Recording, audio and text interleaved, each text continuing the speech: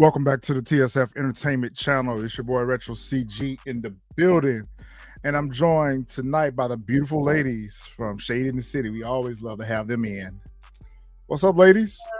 Hello. Thank you for having us. Always a pleasure. Hey, how's it going? Always a pleasure. And of course, we have our brother, our resident DJ Fresh, Your Highness, in the building. Yo, what up? How y'all doing today? We're happy to be here with you. Happy to have you. All right, out the starting gate, before we even get the intro out of the way, thank you to Marcus for your super chat. Tariq was under the bed tripping like smoke. Yes, he was. Your ticket cool. He was. We'll get into those things. That's one of my favorite Friday scenes. We are here. Shout out to the chat, y'all. What's up, good? I hope everyone had a good week. Happy 4th of July. I hope everyone was safe and enjoyed your holiday. All right. We are here talking about Power Book 2 Ghosts. It's season 4, the final season, episode 405, the mid-season finale, if you could call it that. I was going to say. Ego Death. Ain't no damn finale. First thoughts, underwhelming. Absolutely. I would have to give it, if I have to give it something, I'll give it a 3. Bet. Same score I gave it. 3. 3. Wow. Okay, so I give it a 6. And I give it a 6 because I already told y'all I'm happy that Noma's out here. That's not enough to rate the whole episode of 6 though. Noma's out here hoeing. I'm hoping Kane finds out. I also was excited about Kane beating up Zion. So that's what gave that was so unrealistic, but I still loved it. It was unrealistic, but I loved it still. I'm like, we'll get into that. That was so. I loved it. Still stuck at the fact that she said Noma out here hoeing. Well, I just want Kane to find out about it. And I will say this: I would, to Nelson's defense, if Tate would have made an appearance, I would have gave it a 9. Oh my God, let that go. You gotta let that go. There is no tape for you. There is no tape for you. Look, brother Tate. And that's why he got a 3. Fresh, how did you rate the episode? Man, I joined this a 4.5. Right. I watched it again and got halfway through and turned it off. Yeah, I did too. Okay, Marcus says it was a solid 7. Quintessential says she gave it a 5. Xavier says a solid 6. Tate's out of the budget though. Tate's over there working on that. What's the production? The Michael Jackson movie. Michael Jackson joint. Yeah. So yeah, he's definitely out of budget right now. Who is he playing? I think he's producing, isn't he? No, he's playing. Tito? Like No.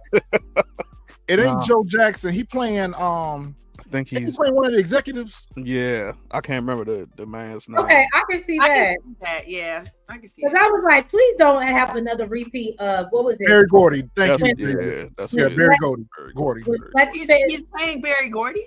Yeah. Oh, that's a good one. That's a good one. I can see that. Okay. They did good casting him for that. Okay. Itty Bitty says it was a 4. Okay, we're getting close to our 3.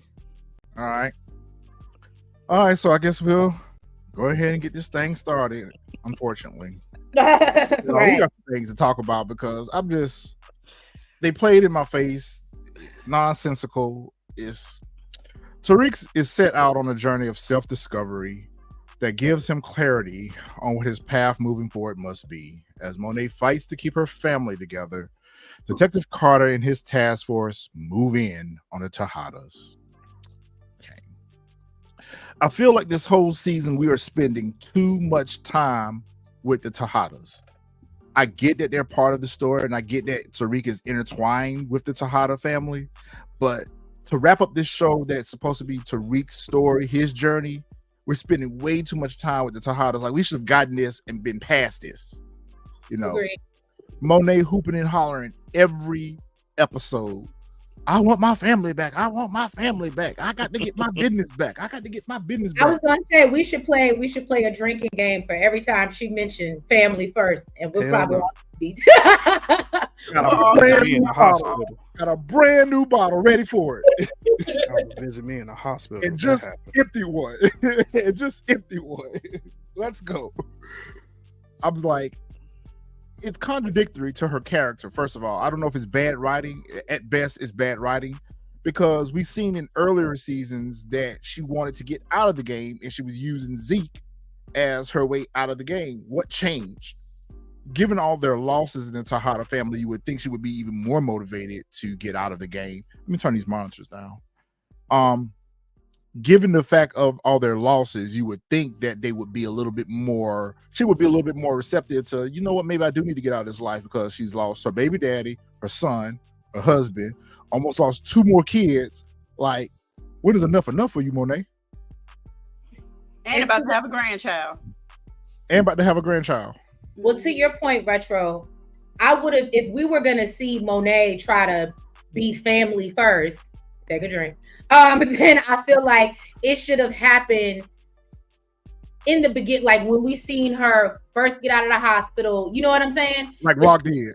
Right, but she was so hell bent on getting revenge. That's why I'm like, so to your point, now we've had an epiphany because you're gonna be a grandmother. I'm sorry, y'all. Still no change. Like, at least with Rock took a little time out of the game, yes, right, but she got back into the game. If they would have done that with Monet, I would have been satisfied with that. I would have understood that. Yeah, I would have understood that a little bit more. All right, so the episode jumps off with Tariq. It's the morning after the previous episode where he had met Anya at the club. Mm-hmm. And we see Tariq was just busting them shots back. I'm like, wonder what y'all were drinking. Y'all look like y'all were drinking like some Johnny Walker or maybe some Martell. I wasn't drinking that well when I was in college. We was definitely listen, they drinking dark liquor though. It looks like it was dark liquor. We was getting a free drink. I mean, it could more than likely that shit was from the looks of it. That E&J. Nah, not E&J. I was about to be like, I was gonna say, even if it was free, it was rail liquor, girl. You won't know nobody buying top shelf back then. I mean, but you got to remember, they're in a high school, so everybody in that school got money. So it's probably some high end tequila or something like that, or some high end whiskey or something like that. Joining the panel, we've got Mr. Juggernaut of Souls, aka M2. What's up? Welcome in, brother. What's good, family? How y'all doing? What's up, M2? What's happening? First of all, before we go any further, let's take a moment to congratulate the ladies from Shade in the City on their 1K subs. Thank you. Like, I meant to hit the unmute button. I got so excited I turned my camera off. Yeah, I see the chat is, thank you, chat. Y'all did what y'all was supposed to do. Y'all help these ladies get to their 1K. Yes, thank you guys. The chat was talking about it, so I need to stop and give you guys y'all shout out. So congratulations, ladies. Thank you. Well, thank you. And thank you to TSF fam, because we know, y'all have a huge family and all your support came through. So we appreciate it. Nah, it's a network. We help each other. All right. Thanks, Xavier. All right. So yeah, they throwing these shots back or whatever. And like Anya, she don't look like she know, Anya busting them down. She busting them shots back to back. And she had a little coke too. Hey, Anya say, I'm true to this. Right. Not new to this. Right. I'm a spoiled rich kid. I'm about that life. My bad. I think I accidentally unplugged my damn internet. Never mind, y'all. Okay. Well, also, you still good. Yeah, welcome back. So Tariq presses up on her real quick and like, yo, I ain't taking no more shots. He was like, yo, I'm done with that. But, if you want to, we can get up out of here real quick. So, I said, look at Tariq try to slide. He said, I'm taking body shots now. And speaking of body, this is a dead body lady on the floor. He was out, bruh. I'm like, what did Anya put on you, bro? Little bro is passed out on the floor with a blanket over here. Yo. You know, I said the same thing until we got to the Brayden situation with L. And he spoke on it then. I paid attention. He said Tariq don't smoke or drink. So that's why he laid out on the floor like that. Because he laid him out, yo. That WAP put him do that. Down. Yo, put him down. Tariq gets up. He trying to get his thoughts together. Hey, what's up, Miss Honey? How you doing? Honey. Thank you, Miss Honey. I was just getting ready to mention you too. Shout out to Miss Honey for shouting out the carpet burns. Yeah, you know, they don't know no better. They young, but that's carpet burn right there. Yeah. I'm sorry, but there's no way my bare ass would be on the floor. No. At all? At all. Y'all ain't put a sheet down, a comforter, something. You got the comforter down. No, what'd you say, Fresh? They go to that high-end school. There must be some comfortable carpet. No, they started out on the bed. They started out on the bed, but they ended up on the floor. Now that's what he probably just went to sleep on the floor. That bed ain't big enough, but for one. Oh yeah, that is true. That's that little twin bed. Yeah, never mind. Tariq getting himself together. He tried to get himself up off the floor or whatever. He was like, yo, you leaving already? She was like, yeah. We had fun, but it's time for me to go. I'm not spending the night. I'm not like her mama. Yeah. Right. Yeah, he was definitely giving Noma Jr. And at first she didn't want to give him her number, but he was like, yo, I was going to invite you to the next party or whatever, you know, so let me get your number so I can send you to Addie. I was like, okay, that's smooth. Try to maintain contact with her or whatever. She gives him the number or whatever, and she's on about her business. This scene I could have did without Trish. You want to take it? Yep. Okay, so we see Brayden, because you know, Tiny Tommy, my boo, right? So he in the bed with this little heifer, L. Okay, y'all know I don't really see it for her. She's basically Holly 2.0 at this point. I think Retro pointed that out two episodes ago. But apparently she got sickle cell. She wake up. And, you know, Brayden thinks she's doing other things, taking other, you know, substances. But then we realize, oh, you know, she has sickle cell for when she goes in a crisis and her body starts shutting down. That's real sad. And my heart went out to her. But then I said, but you out here doing real hard substances for somebody with sickle cell. She said, don't judge me, judge your mama. And so, so basically he's like, oh, let me be Captain Save-A-Ho, and you don't have to hide anything from me. And, you know, I just really wasn't here for it. That's pretty much what I got from that scene. Would anybody else like to add on? Did I miss anything? Nah. Say, pretty much covered it. Yeah, you pretty much covered it. But I will add to this, though. I think that her, with the sickle cell, I think that was an Easter egg for us. Like, I think that's going to come back and revisit us, because otherwise, what is the importance of letting us know that she going to OD? Or either that. You are terrible. I understand that doesn't mean you can't be in the head, but most of the time, if you know that you have issues, you don't try to accelerate the process unless you're trying to be here. Especially with the hard drugs. If she was smoking a little weed or something like that, I could understand that. But homegirl out here on coke, she on acid, like she doing the most. Did you see what Xavier said? I did. Yeah. He said a lot of crackheads have sickle cell. I don't know nothing about that. She ain't a crackhead though. Like that's the difference. But she gonna OD for real. But she is an addict. But she is an addict.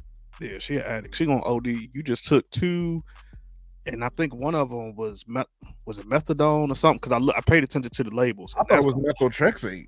I was hoping that's what it was. Super hard, and then you end it off with a bump. Hell yeah, methotrexate does nothing put you out by itself. Like, but I actually look at it a little bit differently though. I think that this sickle cell, I think that's how they're going to delete her. I think when it's time for Brayden to eliminate her, I think he's going to put something in her pills, or maybe drop some fentanyl or something in her pills or something. I don't know. I just felt like the sickle cell, there was a reason why they told us that. Yeah. I think we could have actually seen it in this episode, but we didn't get to that part yet. So I think you're right on that, CG.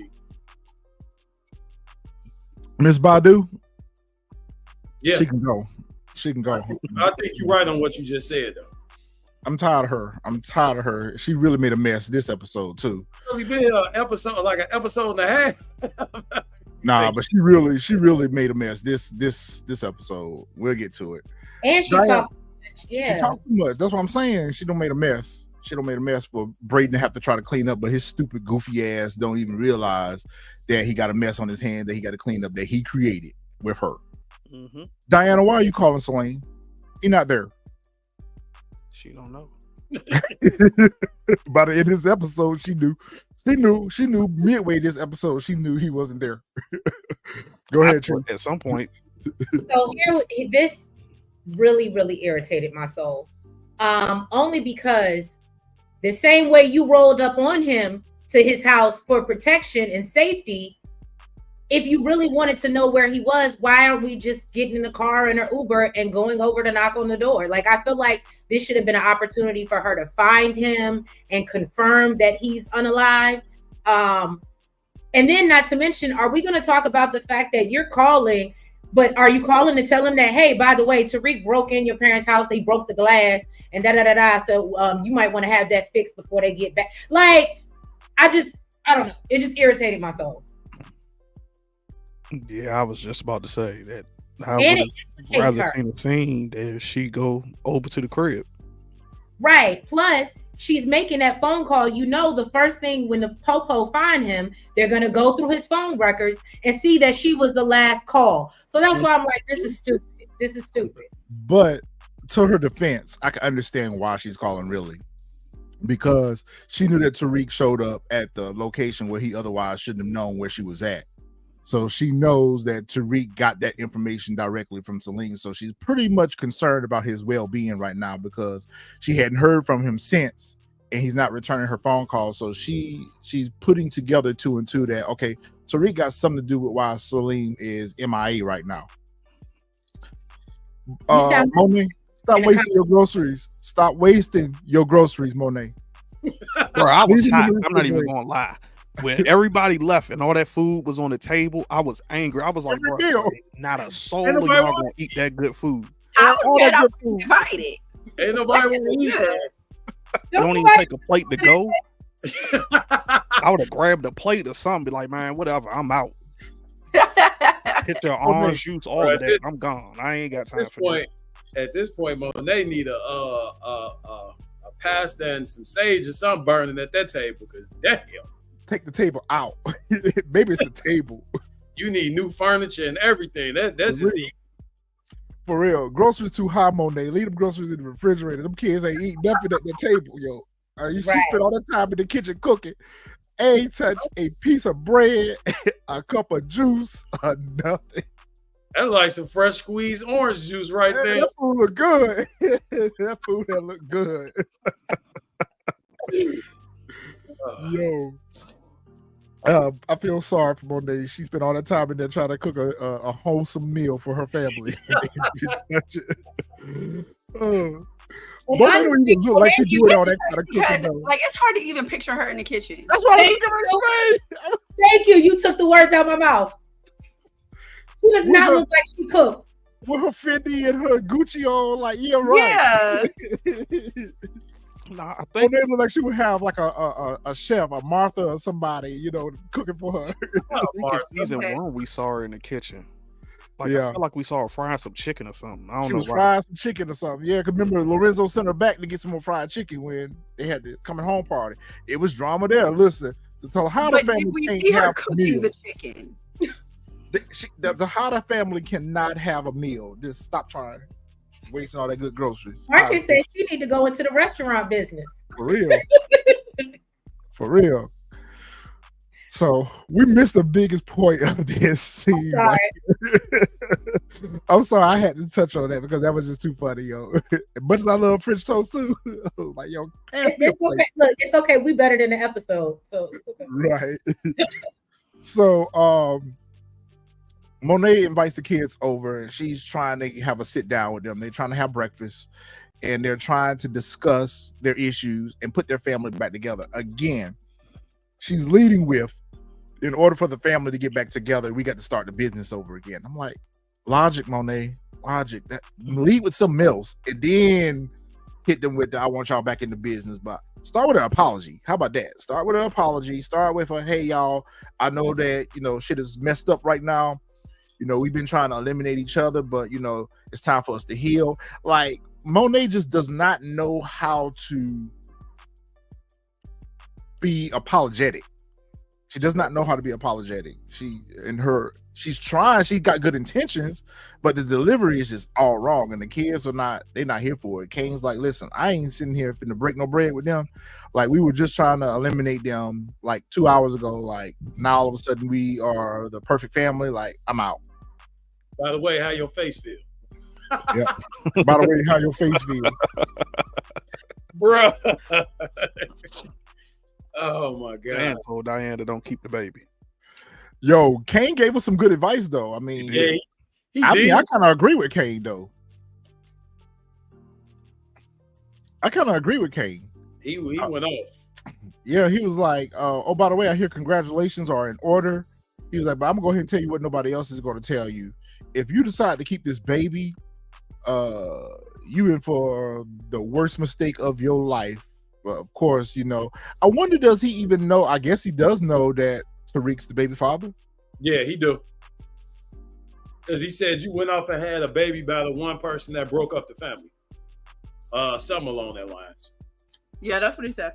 And Juggernaut, to your point, that's another thing that irritated me. Yes, did Tariq come and meddle a little bit? Absolutely. But why Kane can't see, like Diana and Dru and everybody else see, Tariq is not your problem. It's your mama. It's your mama, right? Well, she's part of the problem. She's part of the problem. She's the nucleus of the problem. She is nucleus, but they're not innocent either. I mean, they've been finessing and scheming on each other since season 1. Diana been rummaging through everybody's stuff, trying to find out everybody's business, putting everybody's business on their blast. That's true. Dru been out here sleeping with all these dudes and creating all other kind of problems. Kane been out here unaliving people and just acting a fool in the streets. Right. I mean, the kids are not innocent, but she is the nucleus of their problems, yes. But they try to sit here and act like they're the perfect kids. No, y'all are hellions. Look, where's Jack when you need him? He be like, see these damn kids. Jack hiding out from us this week because he know that we will roast him this week by his twin. Right, and he crazy? Oh, Lord. Dru again takes this opportunity to put Monet on notice. Like, yeah, I hear what you're saying and it sounds good and all, but until you admit your part in all of this, that I'm out of the business too. So, basically he wants that apology. He wants a sincere, heartfelt apology, but I don't feel like that's enough to excuse the fact that she unalive your father. But y'all know I wasn't seeing it for Lorenzo to begin with, so I'm not so much hung up on the fact that she unalive their father. I think he more wants accountability. Accountability is a perfect way. Yes, mm-hmm. I agree. Diana like, Mom, I don't know how this gonna work. And I'm like, Diana, you need to be fixing the plate because you got to eat for 2 now. Well, can I just say that's the one thing since we've learned that she's been preggo, we ain't seen her eat once. Now, maybe because she was on a run, her adrenaline was rushing. I don't know. But we have not actually seen her eat, puke, anything. Maybe she ain't get them symptoms. Well, I guess she would have had to in order to. I brought that up at some point. People are able to look at you and tell you pregnant. Exactly. Then you should have a symptom or 2 at this point. Yeah. Morning sickness or something. She might. What are prenatal vitamins at? She might what fresh. I was about to say she might not have had any symptoms. Like my older sister, when she had my niece, the first one, she didn't have no symptoms at all. The only reason she ended up knowing she was pregnant because she was late. So it could be that way. She thought she was like, yo, I'm late. Like, what's going on? And that's why she took the test. I hear y'all saying that she only 1 or 2 months, Xavier, but how the hell Janet know she was with child here? Janet, like Jean Grey. Right. Probably went through the trash can and saw that pregnancy test and we didn't maybe that's what it was. That would have been good if they would have showed us that. Well, no, because even the little Spanish lady, when she was lighting the candles at the altar. Now, I understand she's a broke college student, but what they should have did is gave us the clear blue to give you the amount of weeks that you are, so we at least have a better timeline of how far along she actually is in her pregnancy. Baby girl, it's power. She'll be delivering next episode. What are you talking about? Think about I was it. just about to say that. Right. They got a pregnancy test to tell you how many weeks you are. Right. Yeah. No, they do. It's like it's now grind you. It's like $30. With inflation, it used to be 20. But yeah, they have what that'll tell you the amount of weeks pregnant you are. What? I was gonna say by the end of the episode, I was gonna say by the end of the season, she was gonna have a baby. That's what I was gonna say. You think by the end of the season? I think by the time we come back, Diana gonna be delivering. Yeah, facts. I agree with y'all on that. Because there's no way we only have 5 episodes left. So if we're gonna do a spinoff of Tariq's kid as a baby and watch him raise his kid, or it could be possible she loses the baby. Oh, or she could lose it.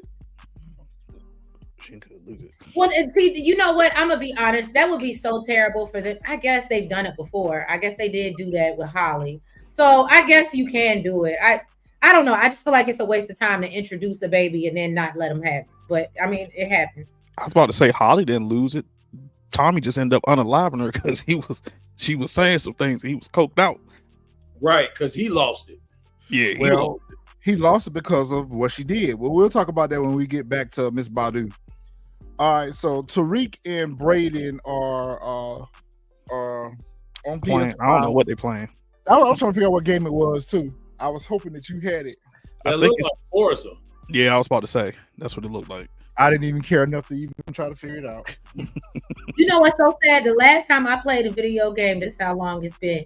I was gonna say that looked like Gran Turismo or something to me. That's how they still make Gran Turismo. They still make Gran Turismo though. Okay.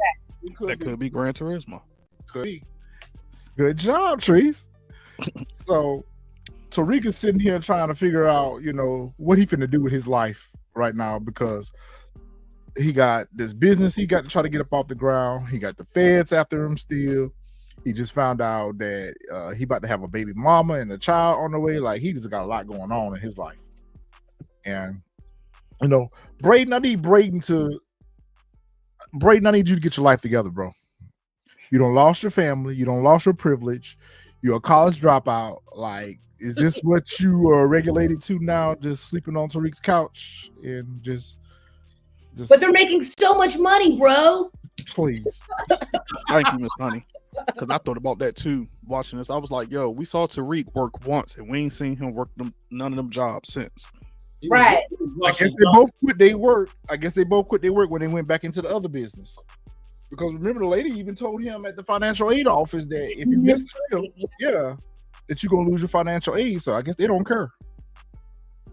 They got their fast money back rolling now. So who knows? Who don't care? I don't even care about this scene. They didn't have to give us this.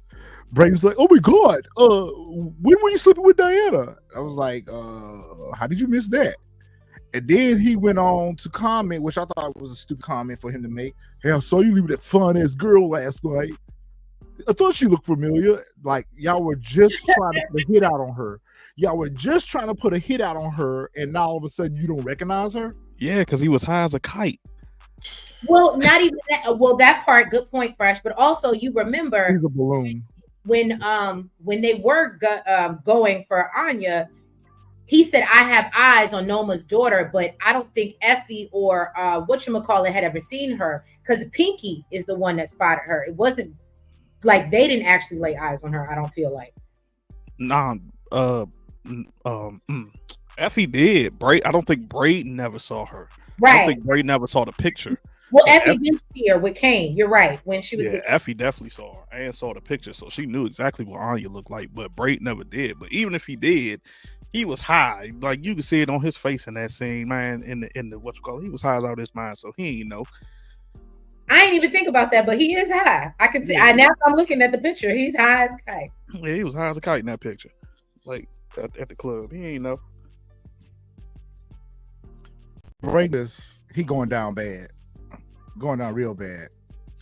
So I was trying to figure out where Anna was going to. I don't know if this was Noma's place or look, she was going to a hotel or something. That's what I thought. I thought she was going back home, like to that's hers. Place.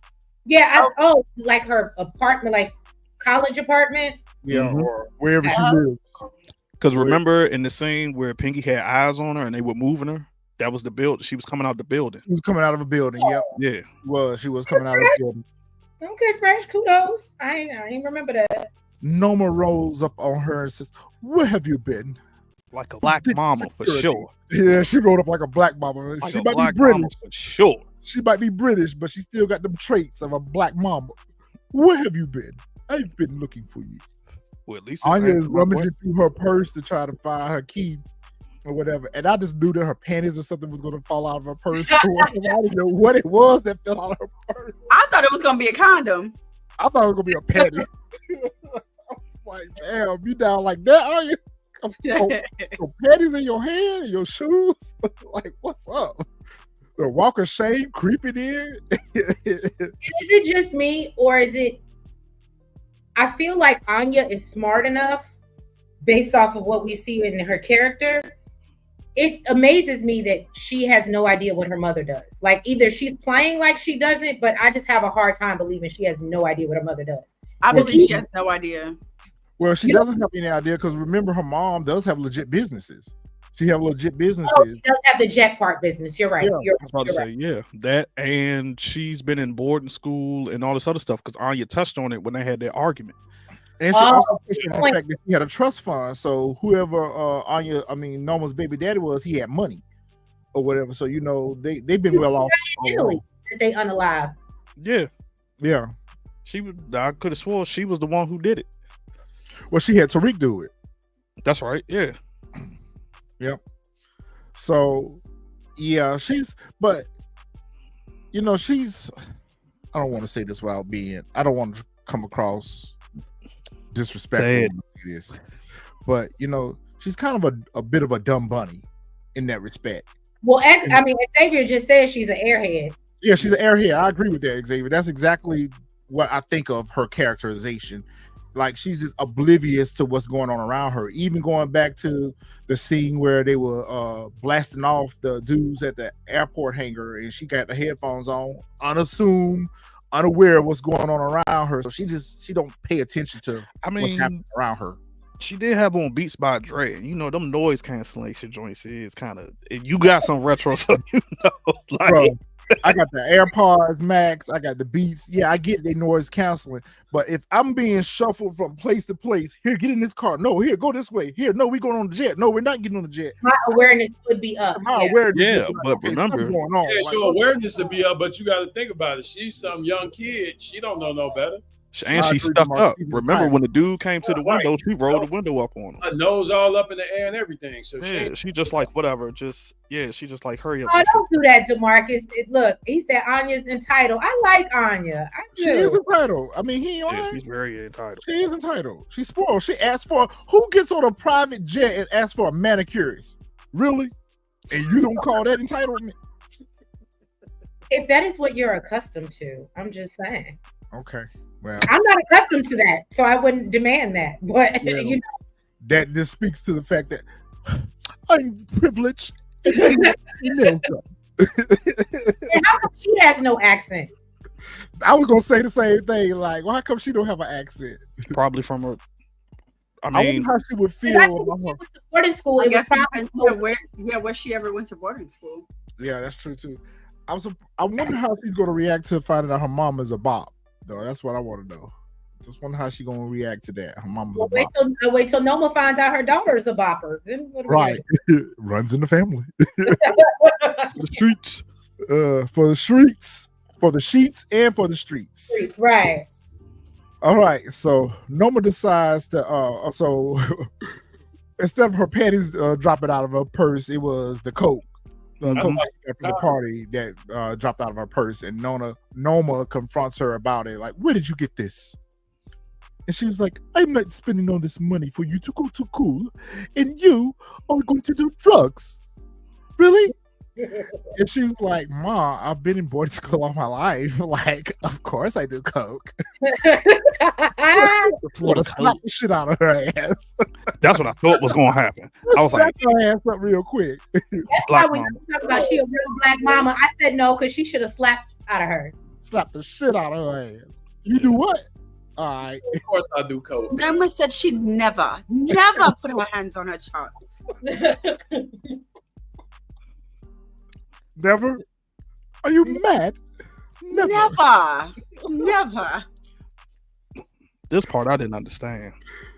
Because she know that Effie is the one that's selling weight up there at the Ivy Leagues. Okay. So Yeah, she assumed that Effie had served her daughter. So she was confronting Effie like, what do you mean? What, are you mad? Are you mad? Are you taking a piss? You're I get it. my daughter. But it's like Noma's common sense should have kicked in. Why would Effie sell your daughter? She knows what your daughter looks like. So why would she sell your daughter knowing that you could easily just take her out? Effie kind of answered that question in her response. She said, I didn't have any people up there serving at no Stansfield party. So Effie's not the only one she got pushers that's out there moving weight for her too. So am I the only one that felt like, y'all know, I go up for my girl Effie. I love me some Effie. However, I think this should have been Effie's exit. Like, Noma's never really seen it for her. We got maybe this one clip of her in this episode. I just don't understand why she just wasn't released, if that makes sense at this point.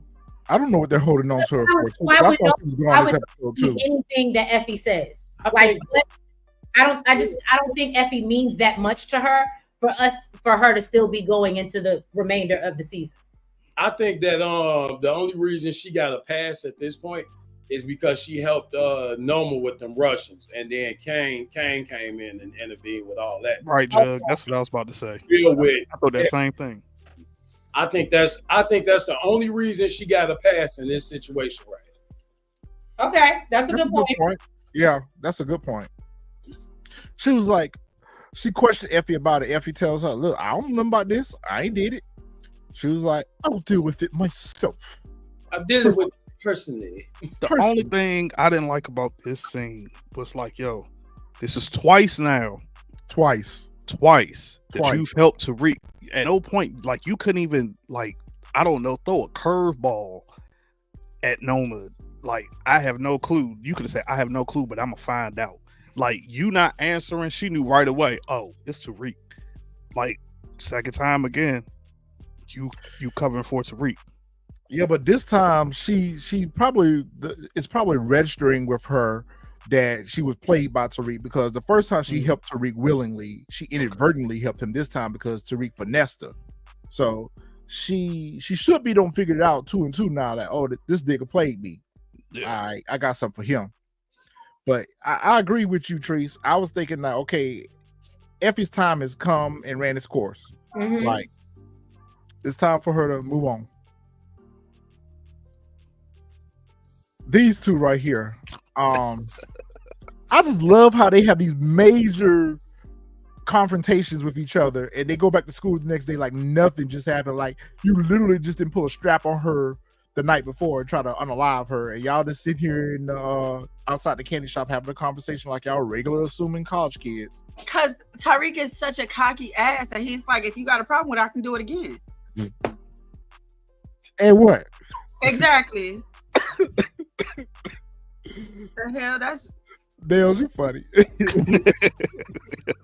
And what? Yeah, I tried to. Yeah, I put a strap on you. And exactly. What? And if you feel some type of way about it, we could do it again. Am I the one that felt like her excuse was sorry? And she's like, when he's like, "Yo, you was trying to you gave up my mom's location to somebody that was actively looking for her, and you knew about it, because it's not like we don't know that Tariq opened up to her." And she's like, "Oh, but it wasn't like that, Tariq. And I didn't mean it like that." And I was just like, I wish he would have. I actually wish he would have done what Nels is talking about. Thank you, Quintessential. We got 54 people in the chat right now. Y'all please hit that like button. Yeah, make sure hit that like button. And if you haven't subscribed to the channels, please subscribe to Shade in the City, TSF Entertainment. Yes, I felt like Diana should have done a better job explaining her motives behind wrapping Tariq up in all this or whatever. Like, you were using him as to be the one to get rid of your mother. I get that or whatever, but you sitting here acting like you don't owe this man an apology. You act like you don't owe this man a whole apology for getting him wrapped up in all this mess that you got him wrapped up in. You played him. Yep. Finessed him. Yep. Because matter of fact, now that I think about it, that was the whole scenario, right? It was to take both of them out. Yeah. To pin him up. Yeah. So she owe him way more than just a sad ass excuse. Yeah, I understand you a child right now, but that don't change what you done. That don't change what you set me up for. Right. You gotta pay your toll. Too dismissive of that. There's just no way you're gonna, because you have to understand. In my mind, if I'm thinking about, if something happens to Tasha, then just by default it happens to Yasmin. Oh my God, Tasha. Oh Lord, you are. Nah, I'm gonna let you ride on it. I ain't gonna even go in on. I ain't even. But do you understand what I'm saying? So not only did she put his mother at risk, but she put his little sister at risk. There would just never be. I don't care what you're carrying, what mutant or whatever is growing inside of you, but that it was just he was too dismissive for me, and she was too dismissive. They both were. Like one joint I love. I'm about to say one thing I loved about this scene was him like, how I know it's mine. That part. I was like, okay, Tariq got some sense. Like, hey, wait a minute. Like, you was messing around. She was like, are you serious? And then she brought up that. Yeah, bitch, she was out here hoeing. I'm dead ass serious. And try to bring up, I wore a condom with Salim. And he was like, those just work 100%. Like, so and the fact that she said I didn't wear a condom with you, that would have led me to further question. Well, what's up? Were you trying to get a baby with me or whatever? But I needed him. He did the right thing by questioning the paternity. But when she invited him to go to that sonogram, to that ultrasound, I would be like, yo, what about a DNA test? How about that? Yep. I thought he was going to you assume before the sonogram. You assume that I am the child's father because you didn't. And you get a DNA test early. Yeah, that's what I'm saying. It depends on how many weeks she is. I think you can only do that like around the time you can find out the sex of the baby, which is like I think the earliest is like maybe I want to say 9 to 12 weeks. I think you can find out because I think I found out at about 10 weeks. Whether or not they could have actually done the test. Still shouldn't have stopped him from mentioning to her that, hey, this in the back of my mind right here that we gonna get a DNA test. Right. I need to be sure. So you know what we need. You know what we go fresh. That's where I'm going. That's where I'm leading to. At the in one of these episodes in the 5 that we're getting in September, we need to see Tariq swab this baby. Yep. Go ahead, Fresh, because you lead right into what my thought. I was saying that's why I don't think it's his child. I have the strangest feeling like we're probably not going to get a DNA test till episode 7, somewhere along that line, maybe 8, and then that's when he's gonna find out like, yo, it's not his. If she does not lose her child, hey Miss Honey, comment. Look at Miss Honey with the wrong said it wasn't his, but it's too late. He took out the baby daddy. Yeah. Welcome in, Miss Honey. What's up? Thank you. I miss you guys. All right, weigh in on this because I know you got things to say. I don't know exactly what we're talking about because I was trying to figure out StreamYard on my phone, but I just have a question. I just want to know, why are we going down with the Tejadas like this? Like, is there going to be like a Tejada spinoff? Like, you guys were talking about Effie, and I mean, what would be the reason to get rid of Effie and not Dru? You know what I'm saying? Like, what is going on with why the Tejadas are getting break after break? They're not getting pressured by the cops. I mean, Noma's not going after them, maybe because of Kane. But she's definitely not going after Monet. It's just weird. It's weird why they're holding on to this Tejada piece of the show. It's just, I don't know, maybe it's me. No, I agree with you, Miss Honey. I think that we could have dismissed Dru this episode. I was just saying, for us to be at episode 5, we're closing out this whole series. I just think that we should start, and this sounds terrible, we should start dropping bodies unless everybody's just going to carry over, and that's what it's seeming like, because nobody. So unless the next 5 episodes we're going to lose person by person, which can happen, as fast as they've been moving, it can absolutely happen. Or else, like to your point, I guess we get a Tejada spinoff. I guess I don't know. We should have lost a lot of people, in my opinion, this episode. But DeMarcus, I agree with that. The Tejadas are a comedy relief at this point. But I've said before that I think the Tejadas, they have enough story. We've gotten enough substance out of the Tejada family that we could possibly live with a prequel. I don't know how many seasons it could go. It can't go as long as Raising Kanan has, but I think we can get a season or two of Monet and her backstory and Lorenzo, because we still need to see where Lorenzo got locked up. And like, I feel like the flashbacks that they have given us is during the period of time where Lorenzo was locked up and Monet's rise up into the business. So I think that there's enough there that it could give us that. But I said that at the beginning of the episode. Like, I feel like we're spending too much time with the Tejada family. Like, that's another reason why we should be losing some of them by now, because we just keep going through all of their family drama, and like, we're not really too much interested in their family drama unless it relates to Tariq's story. And right now it's just a ping pong back and forth. It's Tariq then Tejadas, Tariq then the Tejadas, Tariq then the Tejadas. Like, let's move past the Tejadas at this point. Yeah, I mean, it's just nonsensical. I just don't understand. We're always at the breakfast table, but we're never at the bar. Like, you have a whole bar, and you're never working the bar. There's not people coming in the bar. Like, it's just weird. Shout out to Jack and George. Jack, if you are in the chat right now, they do favor. They do favor. Right. Thank you, that blonde mustache, JLJ. That's hot.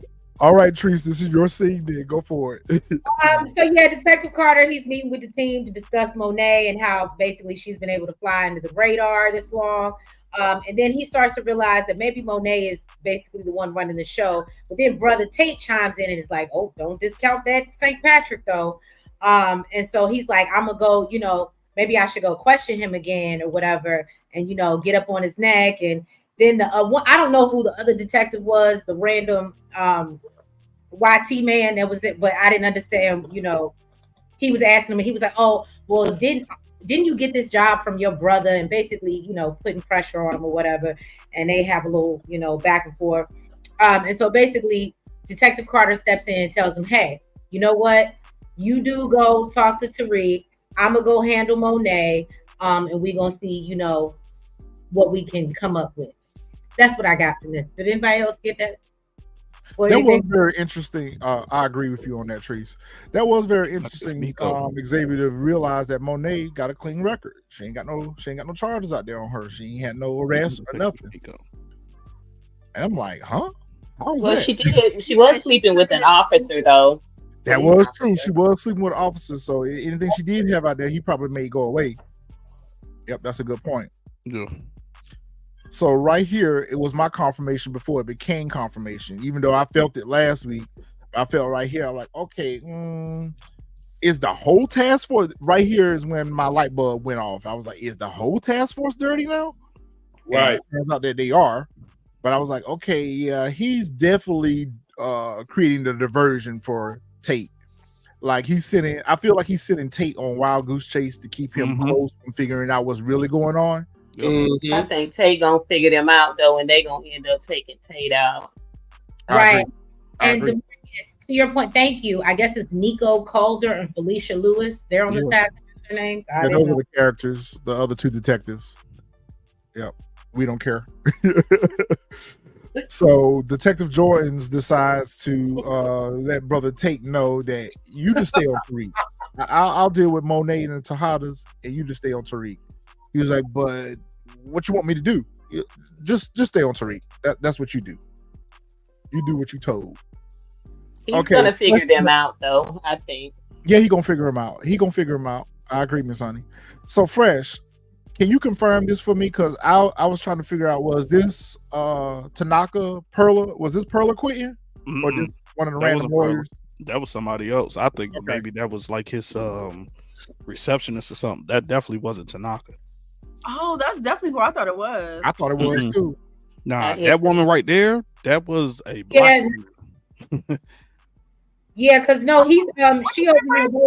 he dropping that, you know, he making payments, different type of payments. He paying her. I got kids and everything I gotta feed. So I ain't got no kids. Okay. Well, and she's paid differently. Well, basically, one of his associates decides that they're gonna put in their notice effective immediately. You can't pay me, and I got bills, so I'm up out of here. And right in the nick of time, the dynamic duo shows up with payment. I was like, "Can you Zelle this to me? Like, I don't need you to bring me no dirty money in my place of business." Like, I would have felt some type of way if I was her. Why you ain't tell me to turn around and come get my money? No, I don't think because payroll didn't come through. She had no quit. She had no quit at this point. Go get unemployment. That large amount, CG. I don't think you want a Zelle, bro. Like that. Yeah, that's a trace straight to. Ding, ding, ding. They gonna be right at your door. That's a paper trail. You don't want that. Well, I don't want you to give me no cash with covered in go. Bring me a certified check or something. No, nah, you want that in cash, bro. You don't even want no check. That's still a paper trail. Why you know Fresh? You gotta watch the money. You gotta watch Marcus. Why you know Fresh? Because I certainly don't. Right. Oh, because Juggernaut know. That's why. Juggernaut know. Okay. Oh, okay. You don't want no paper trail. You don't want no electronic trail. That's it. Got it. Got it. Okay, so DeMarcus brought up in the chat that Tariq had given Davis the blue diamond. Yes. For him was it DeMarcus that brought it up? Like, so I mean, it's a good point. Why doesn't Davis have anything? Listen, what Tariq was paying him alone to defend Tasha was like $500K a pop. Like, Davis should be a millionaire at this point. Like, yeah, but you got to think about because everybody knows where to locate Tasha, though, so that might be why. Right. Also, you got to think about it like this: when you're paying a lawyer, 9 times out of 10, you're not paying them in full. Like some joints, he more than likely, because Tariq had credit all over the place. Because if Tariq had $500,000 to pay Davis every single time, Tariq shouldn't be broke. He was paying that man in installments along with other things, so it's like a credit line. So the same way with Davis, that's why he folded. And then you got to think about it like this: since that whole incident, and he can't represent nobody, Davis don't have no money coming in. Yeah, he ain't got no money coming in. He ain't got no money coming in. And he divorced, and his wife taking half the shit. Yep. Right. That's true. Yeah, but the divorce ain't final yet. It's filed. But don't he got kids with her or something like that? Don't know. Power, bro. I mean, it just seems like he fell all the way off. He's got all of these connections. He knows everybody everywhere. And now he's insolvent. He's Piggly Wiggly all of a sudden. I just don't understand. Not Piggly Wiggly. He's insolvent. He can't pay his bills. God, this is ridiculous. Insolvent? Come on, professional. I was gonna say, let me find out. Davis out here taking care credits. He is taking care of credits from Tariq. That's his only client right now, anyway. The same way how the Tejadas had him on retainer. Like, but is he getting money from Noma? He got to be getting more than Coochie Coin. No, I'm trying to give him some money, but he wanted something else for payment. Noma tried to pay because she asked him last episode. She was like, "How much I owe you?" He was like, "Oh, put this on my tab." Okay. More than likely, they can't touch it because Mecca's gone, so the government took that. Yeah, they did. Remember, they said that they seized all of his assets. Yeah, seized all his assets. They seized all his assets. But they still got the penthouse. Yep. I forgot how they addressed that. They did address that. He already gave the penthouse to Kane, though. Yeah. He signed the stuff over. I think he told him like. No, he willed it to Monet. He willed it to Monet. He willed it to Monet, and she gave it to Kane. That's right. That's right. And then Monet gave it to Kane and Dru. Are you for real right now? Dru is at some random art gallery with 3 pictures on the wall, thinking about the life he could have had. Why is he still here? Like he's Basquiat or something. They could have deleted this scene. They could have deleted this scene. Like, we don't care. We don't want to see. It's about Dru wanting to get to his dreams. Oh. Man, first he wanted to be a basketball wife. Now he want to be an artist. Now he wants to be a Basquiat. Not you saying he wanted to be a basketball wife, Fresh. That man wanted first he was the basketball wife with Everett. Now he want to be like Retro said. Now he want to be a Basquiat. But Man, you remember last episode when he was a kid and he wanted to go do the art thing and his mom would let him. So I'm sure this is why they showed that scene. Yeah, what's going to happen is Drew's going to get Another a painting in this gallery. He's going to get a painting up here in this gallery. We don't care. But I don't. Y'all can correct me if I'm wrong, but I don't ever remember from season 1 up until now seeing anything about Dru doing art. He was drawing pictures of Everett. He was drawing pictures of Everett. That picture that that's how he met Everett. Okay, that's right. Yeah, he was chasing the basketball wife dream. Okay. Yeah. Because remember, she even said, she's like, looks like you got some identity crisis you got to deal with. That's she right. was like, yeah, I do, but I want to be an artist too. I'm inspiring. Okay. You're also an inspiring criminal. He's an aspiring top, but no, bottom. No, he achieved bottom. He's trying to be a top this season. I mean, they trying to play him out like he's rock bottom at that because like this bad. Yeah, I mean, I couldn't believe Monet asked him for a commit. Like, I was just like, what are you asking Dru? This scene right here made me so upset. Who wants it? Who wants this? I mean, I'll take it, but because I called this scene. Go ahead, I'll give it to you. All right, so a lot of y'all thought that Zion was going, damn, you put me up on the big screen, bro. Like, there you go. Go for it. Like, I can't even see the scene, bro. Like, you can see I yourself. love that backdrop. Thank you, Miss Anya. I appreciate it. Hold on. Just like okay, so in the scene, we got Zion and Tiny Tommy here. We got Brayden, and Zion is a little bit hesitant as to how quickly they're moving product, and he's like, "Yo, what's going on?" Because ever since Davis brought y'all in here, like, "Yo, y'all moving product." The Russians was moving, and all of a sudden they not moving like they used to. So you know something. So like, what's up? So he pressing Brayden, and I told y'all he was going to test Brayden's loyalty. He was going to test Brayden to see exactly how he move and how he's out here. So I know a lot of people thought y'all, Brayden was going to get in the ring, but I had that feeling he was going to test Brayden's loyalty because he saw from when he first met them, like, you know what? I could probably rock with you, Tariq, but him is the one that I'm worried about. So here he just tests Brayden's loyalty, and Brayden finally tells him that it is Noma in so many words without saying Noma's name. He did. And he said there's a British chick. He never said Noma's name. No, he did. No, he said it was this British chick named Noma. Yeah. Oh, damn, that's right. You know what? See, that'll tell you how much of a trash episode it was, because I don't even remember that part. He told. Yeah. He telling. Yeah, he narked. But so, I also thought then it was going to flip on him. What'd you say, Trees? I said, do y'all think that, but to your point, if he was testing his loyalty, do you think this really proves loyalty or proves that you can't trust him? Because if he gets jammed up, he's talking. Exactly. It definitely proves he's weak. Right. I mean, it proves both in a sense, because in a sense, it's like he's weak, but he's loyal to Zion. Like, hey, yo, like, what's the deal? Because he knew that Brayden was lying. So it was just like, but a weak link is a weak link, though, right? So if he reneging, well, not that he owe Noma anything, but if it's this easy to get you to tell about Noma, then somebody pressured him about Zion, right? He gonna do the same thing. Mm-hmm. I agree with Miss Honey on that. I need Zion. I need them to take them gold slugs out of his mouth. I don't like it. A whole jar of peanut butter or something in his mouth. Yeah. Bro, take them gold slugs out because I can't understand shit he say. It's so and I'm so focused on his mouth, like.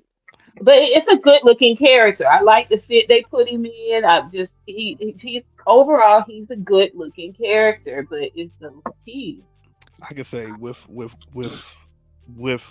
fronts in, it is a little difficult to talk. I can't say that.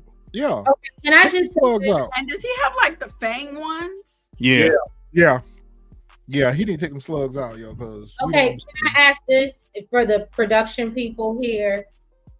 I'm trying to understand why is it, and it's not just this particular scene. Why do they shoot these scenes so damn dark? Because it's in a dark warehouse. But Like, you would think because there are times when I'm looking at my prime example and I'm like, I can't really see. Maybe I need to go get my eyes checked. I can see that there's a person there, but do you understand what I'm saying? Like, y'all could add some lighting. Yeah, it's always dark or night. Maybe that wasn't in the budget. I don't know, but they could definitely add some light. I mean, man, I'm about to say that light wasn't in the budget. Nah, the light is there. No, because Monet got the budget. They ain't got no budget for light. That's right, exactly. Yeah, but what I was saying was when you're in a warehouse, like, and especially like he has a legal fight club, that type of stuff. I get like, why they shoot it like that. You have to shoot it like in a darkness type of field. Like if they shot this bright, you wouldn't get that dark sense of like his character. The ominous, little trap house character. Yeah, he's like, that's what I'm saying. Like he's in a warehouse, so and it's a dark fight club. Yeah, it's drama, so you got to pull in like, oh, yo, this about to get dark. Yeah, menacing. Yeah, so grimy. So David, you say we all wrong. What we wrong about? Put your thoughts in the comments. What we wrong about? I do think that's why I enjoyed that restaurant scene though, because it was bright. We did get to see our characters. We got actual dialogue, that type of thing. So I enjoyed the restaurant scene, even though to me, Noma, you know, Monet outshines Noma. It must be in the contract because Noma looked like a 1990s AT&T manager. The first black manager for AT&T. I think they've done a very good job with Zion's character up to this point of making him kind of menacing and, you know, a threat. You know, he obviously had Brayden shook here in this scene because when on Brayden's account or his interpretation of Zion, he felt like Zion was getting ready to unalive him. Zion really didn't press him out. He really didn't press him out. So the mere fact that Zion was going to unalive him if he didn't give up Noma, it just speaks to the fact of what Tariq says, that Brayden is just not built for this life. Like, I feel like Tariq would have finessed that situation, even though Noma is his enemy.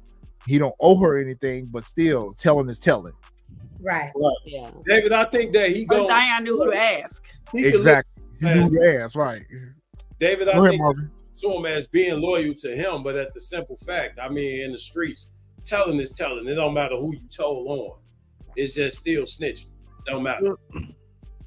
That part. I do agree with you on that though, David. I do feel like Zion will look at Brayden as his little side mission. Yeah, like, he does. I want to know I can get out of Brayden. Yeah, I agree with that. All right, so we saw Tariq send Anya the text, come through the night. We got a party. She's like, all right, I'm coming through. All right, so Tariq is at his little event or whatever. He's and I'm thinking the party. Yeah. And Noma shows up. Noma shows up with her goon in tow. I didn't understand. Junior associate. Yeah. She's like, I will take care of this personally. Tariq, you little shit. You lied to me. Did you think otherwise? Did you really think otherwise that he wasn't? Hey, but go ahead, talk about it. Damn, though, didn't he? No, he didn't. I would Kane on this one. I was like, yo, bruh, like, you are a horrible liar in this scene. Like, it was written all over your face that you were lying about moving. I don't know what you're talking about. My thing, the problem I had with this scene is like, yo, if you and Brayden are supposed to be moving product, why are you out there in the front lines? You need to be backstage somewhere. Like, you moving, before this, he was moving t-shirts to hand to the people. Like, nah, bro. Like, you get other people to do that, and you be in the back scene. She could have came in there, and she would have never known that y'all were even there. Hey, like, fresh. No, I get that part. What I'm saying is when I say he got up out that jam, is that unalive? Oh, well, yeah. Once he got up out that part. Well, yes, because Anya came in and kind of helped him out. But the unaliving portion, because he was finished, bro. Oh yeah, he was a rat. He was a rat. Another thing I get it. because I DJ. It's music going on. You got the music blaring, but they come in there with like what? It's Kane and what, like 2 other goons, and nobody in there pays attention to exactly like what's going on. This conversation, nothing. Kane even grabbed the bottle. Like I'm like, yo, I'd have been sitting over in the corner like, what's going on over here? Like, where was their security? I would have been like, oh, it's time for me to get up out of here. Like it's about to go down. I'm gone. Cause see, if that would have been our party, we would have had Marvin at the door. We would have had Marvin at the door checking everybody. I mean, it should be cameras everywhere. Like at the door, sir. So what, Marvin? I said I can't watch the party if I'm at the door, sir. You can put somebody else at the door. I'll feel safer. I'll feel safer with you at the door, sir. I'm walking through the party. I got to make sure everything's copacetic through the party. Well, I feel like Tariq should have had some goons walk up behind him as well. Like, Tariq, you out here trapping. Where your security at? Yeah. You know what, Retro? When you said Marvin, I swear I thought you meant Marvin from Brayden and Canaan. We'll talk about that. That's because we're so desperate for content. Because you know we can't never get you with the real names. You talk about me. Juggy. We talk about Juggy. Come on, Juggy. That's Marvin. Marvin got a lot of names. He's M2. He's Juggernaut of Souls. He's Juggy. We love Marvin. But this part here, I love. I love how he finessed that when he finessed the hell out of it. He finessed that smooth. All right, M2, go ahead and talk about it. I would just say, like, the way he got up out that jam, you know, using our daughter, you know, basically, he was right. You know what I'm saying? You don't want your business all out on the street. And hey, better leave me alone. He lived to tell another tale. Is that? What did I tell y'all? I told y'all that was gonna happen. Go ahead, Miss Honey. My bad. No, you're cool. But he lived to tell another tale because Noma's not a formidable foe, you guys. We don't have any formidable foes here at all. I mean, Crazy Carter is trying to give us, you know, something. We just don't know what yet. But I mean,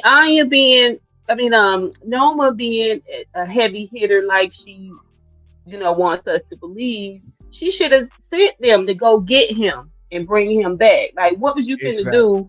You finna leave out of here with a room full of people. If he turn up gone, you the last.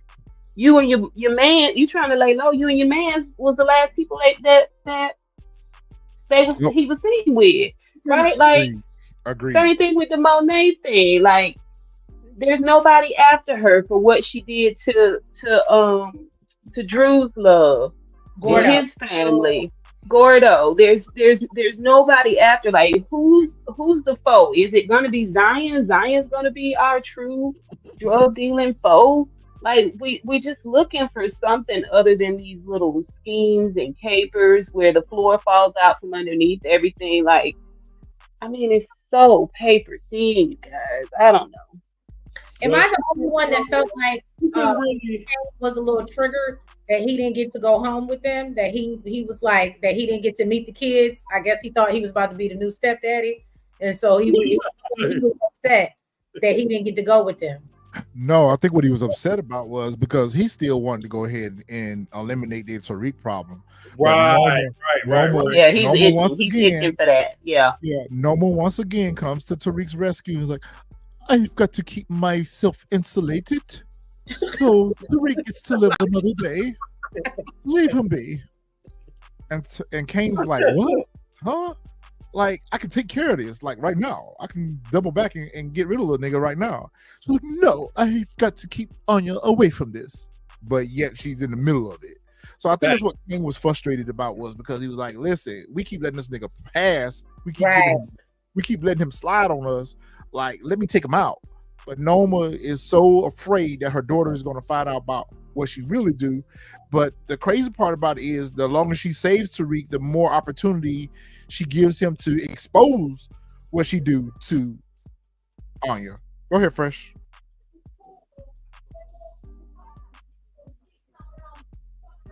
You're on mute. Bro. You're on mute. Oh, my bad. I hit the switch on my mic. So I don't know if anybody else noticed this, but it goes because when I watched the episode and it hit me like, yo, this is what Ghost was trying to do with Tariq, was trying to keep him and his family, like all of like his kids. He didn't want them to know what he was doing. Like the only person I knew was, of course, was Tasha. So I was like, yo, this is basically like she's like a woman ghost. Like she doesn't want Anya to know. Yeah. But that was the that's what I was gonna mention when Miss Honey was speaking, that the fact that with Tariq, Noma didn't know who it was when she was going to Stansfield after she found out from Effie that it was going on there when Anya got the drugs. She was just going, she didn't know she was gonna run into Tariq, but 1 + 1 = 2. Tariq is at these parties. He's the number one. So she didn't know that she was gonna run into Tariq with that with the whole party thing. Nah, she knew for a fact, because when Effie didn't say nothing, that's why she said, "I'll take care of this personally." Yep. Yep. Am I the only one? Okay, and this is random. Am I the only one that questions? Did he run up in Anya with no hat on? Because do we have to worry about in the next 5 seasons Anya? Because that would be a real spin. Maybe I'm reaching, but hey, that would be great. He got 2 baby mamas. If you got a Tejada baby and Anya's granddaughter, that would be dope. A grandson or whatever, that would be crazy. That's how you end the season. For twins, I'm just saying. Yeah. That's how you know it ain't gonna happen, because it's a great idea. Yo, hold on. Hell, get some baby mamas at that point. Make Effie pregnant too. Let's make them all pregnant. Brayden, everybody.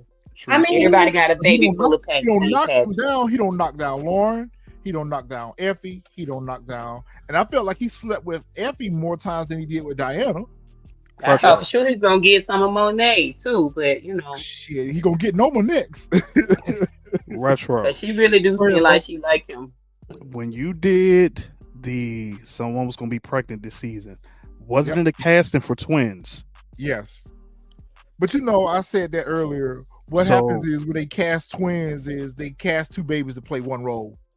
So when one baby is fussy, when one baby's tired or whatever, they sub in the other baby. We figured that out later on. Trisha hit it, and I was like, "Yo, it could be Anya's pregnant with twins." Yeah, I would like for another one to be pregnant, whether it's Anya or Effie. I really wanted it to be Effie and Diana, because Effie and Diana have kind of been the only 2 that kind of been back and forth over Tariq. Because remember when Effie took her down there to the mall to run them cards and finesse, she pretty much told Diana then to stay away from Tariq, that he wasn't good for her. Yeah, but Effie been sleeping with Kane a lot more. So if Effie was pregnant, it would be Kane's babies. That's true. But it would be crazy for it to be Anya's, because you already can sense that Noma is going to be the same way Monet is when it comes to Diana. She's going to be the same way. She's going to be the same way to Anya. Like, hey, no, you know what? Now we got to figure this out. So now he got 2 female henchmen, basically basically crime bosses, and both of their daughters pregnant. That would be dope. That's I mean, but Lauren was there. Effie was overseas with him that whole time. You know, they wasn't doing nothing but knocking back. I mean, it could just as easily be Effie or Lauren, or you know what I mean? Like I don't know why they chose Diana. Like I said, they're going down with this Tejada ship. It's just silly.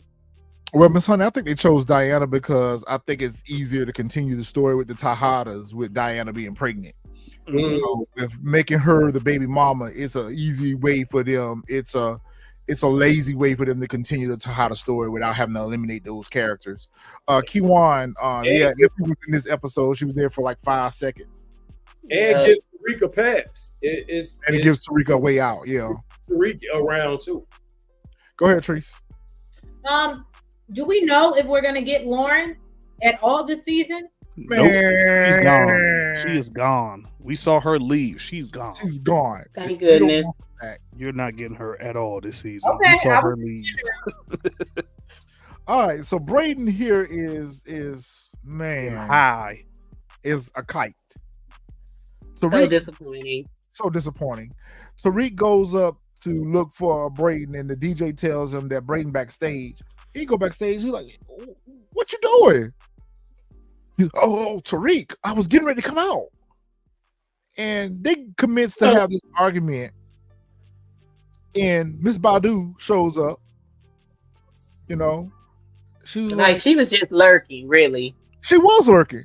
She should be getting ready to go out and perform. Like, what are you even doing backstage? Like, she's I feel like too involved. Something's going on with that. She was pulling a Holly. You are absolutely right, Miss Honey. She was lurking. She was lurking to try to see what she could find out.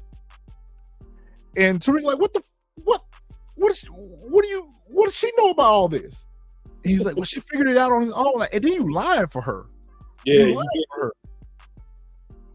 But I thought this was a very powerful scene. It needed to happen. I feel like it's happened before, but I feel it's reinforced when Brayden tells Tariq. They both spoke truth to each other.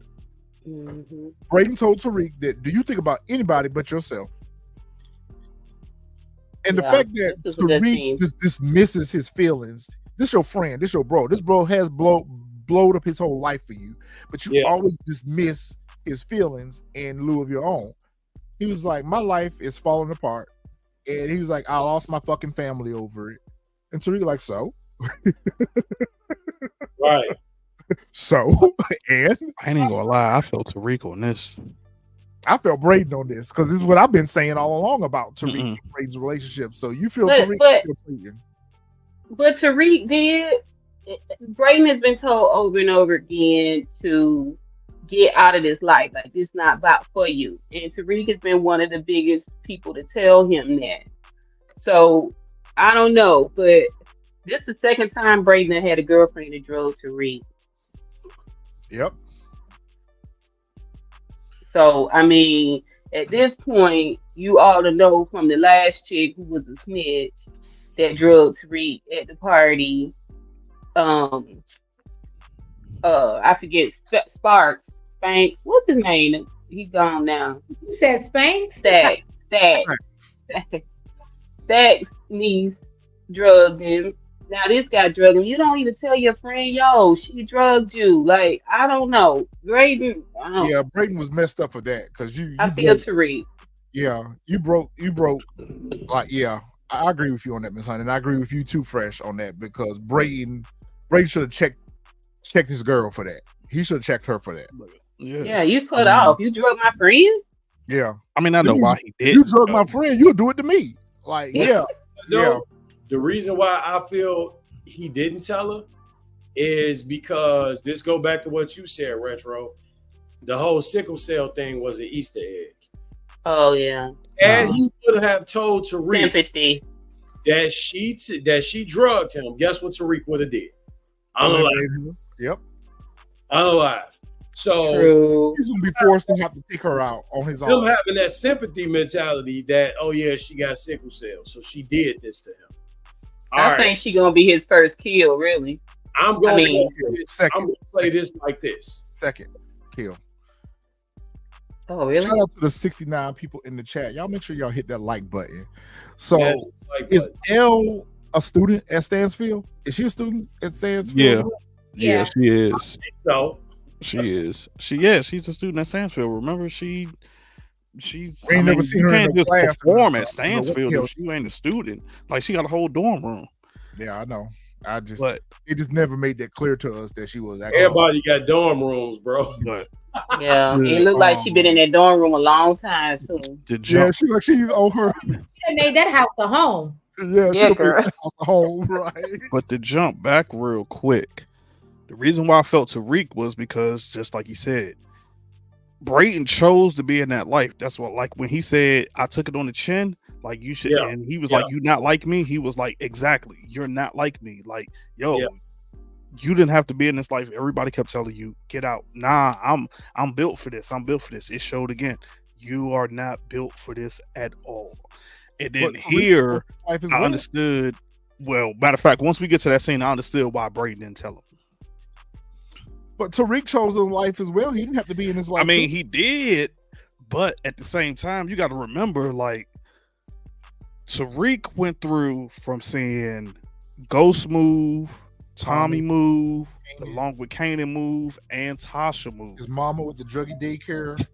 So he's seen it where Brayden didn't see that. And everybody kept saying, yo, that's true. You know what I'm saying? Like, he's seen it. So, but I'm sorry, when she told him in this scene, I'm sorry, I mean to cut you off. Oh, no, when you she good. told him in this scene right here that, you know what, I've always thought Tariq was a dick. You know what? I fixed his ass. I put a little acid in his water bottle. The fact that he didn't choke her out like Tommy did Holly, I was like, yo, you slipping, bro. Nah, if he had that, this is a scandalous broad. But again, hey, he goofy.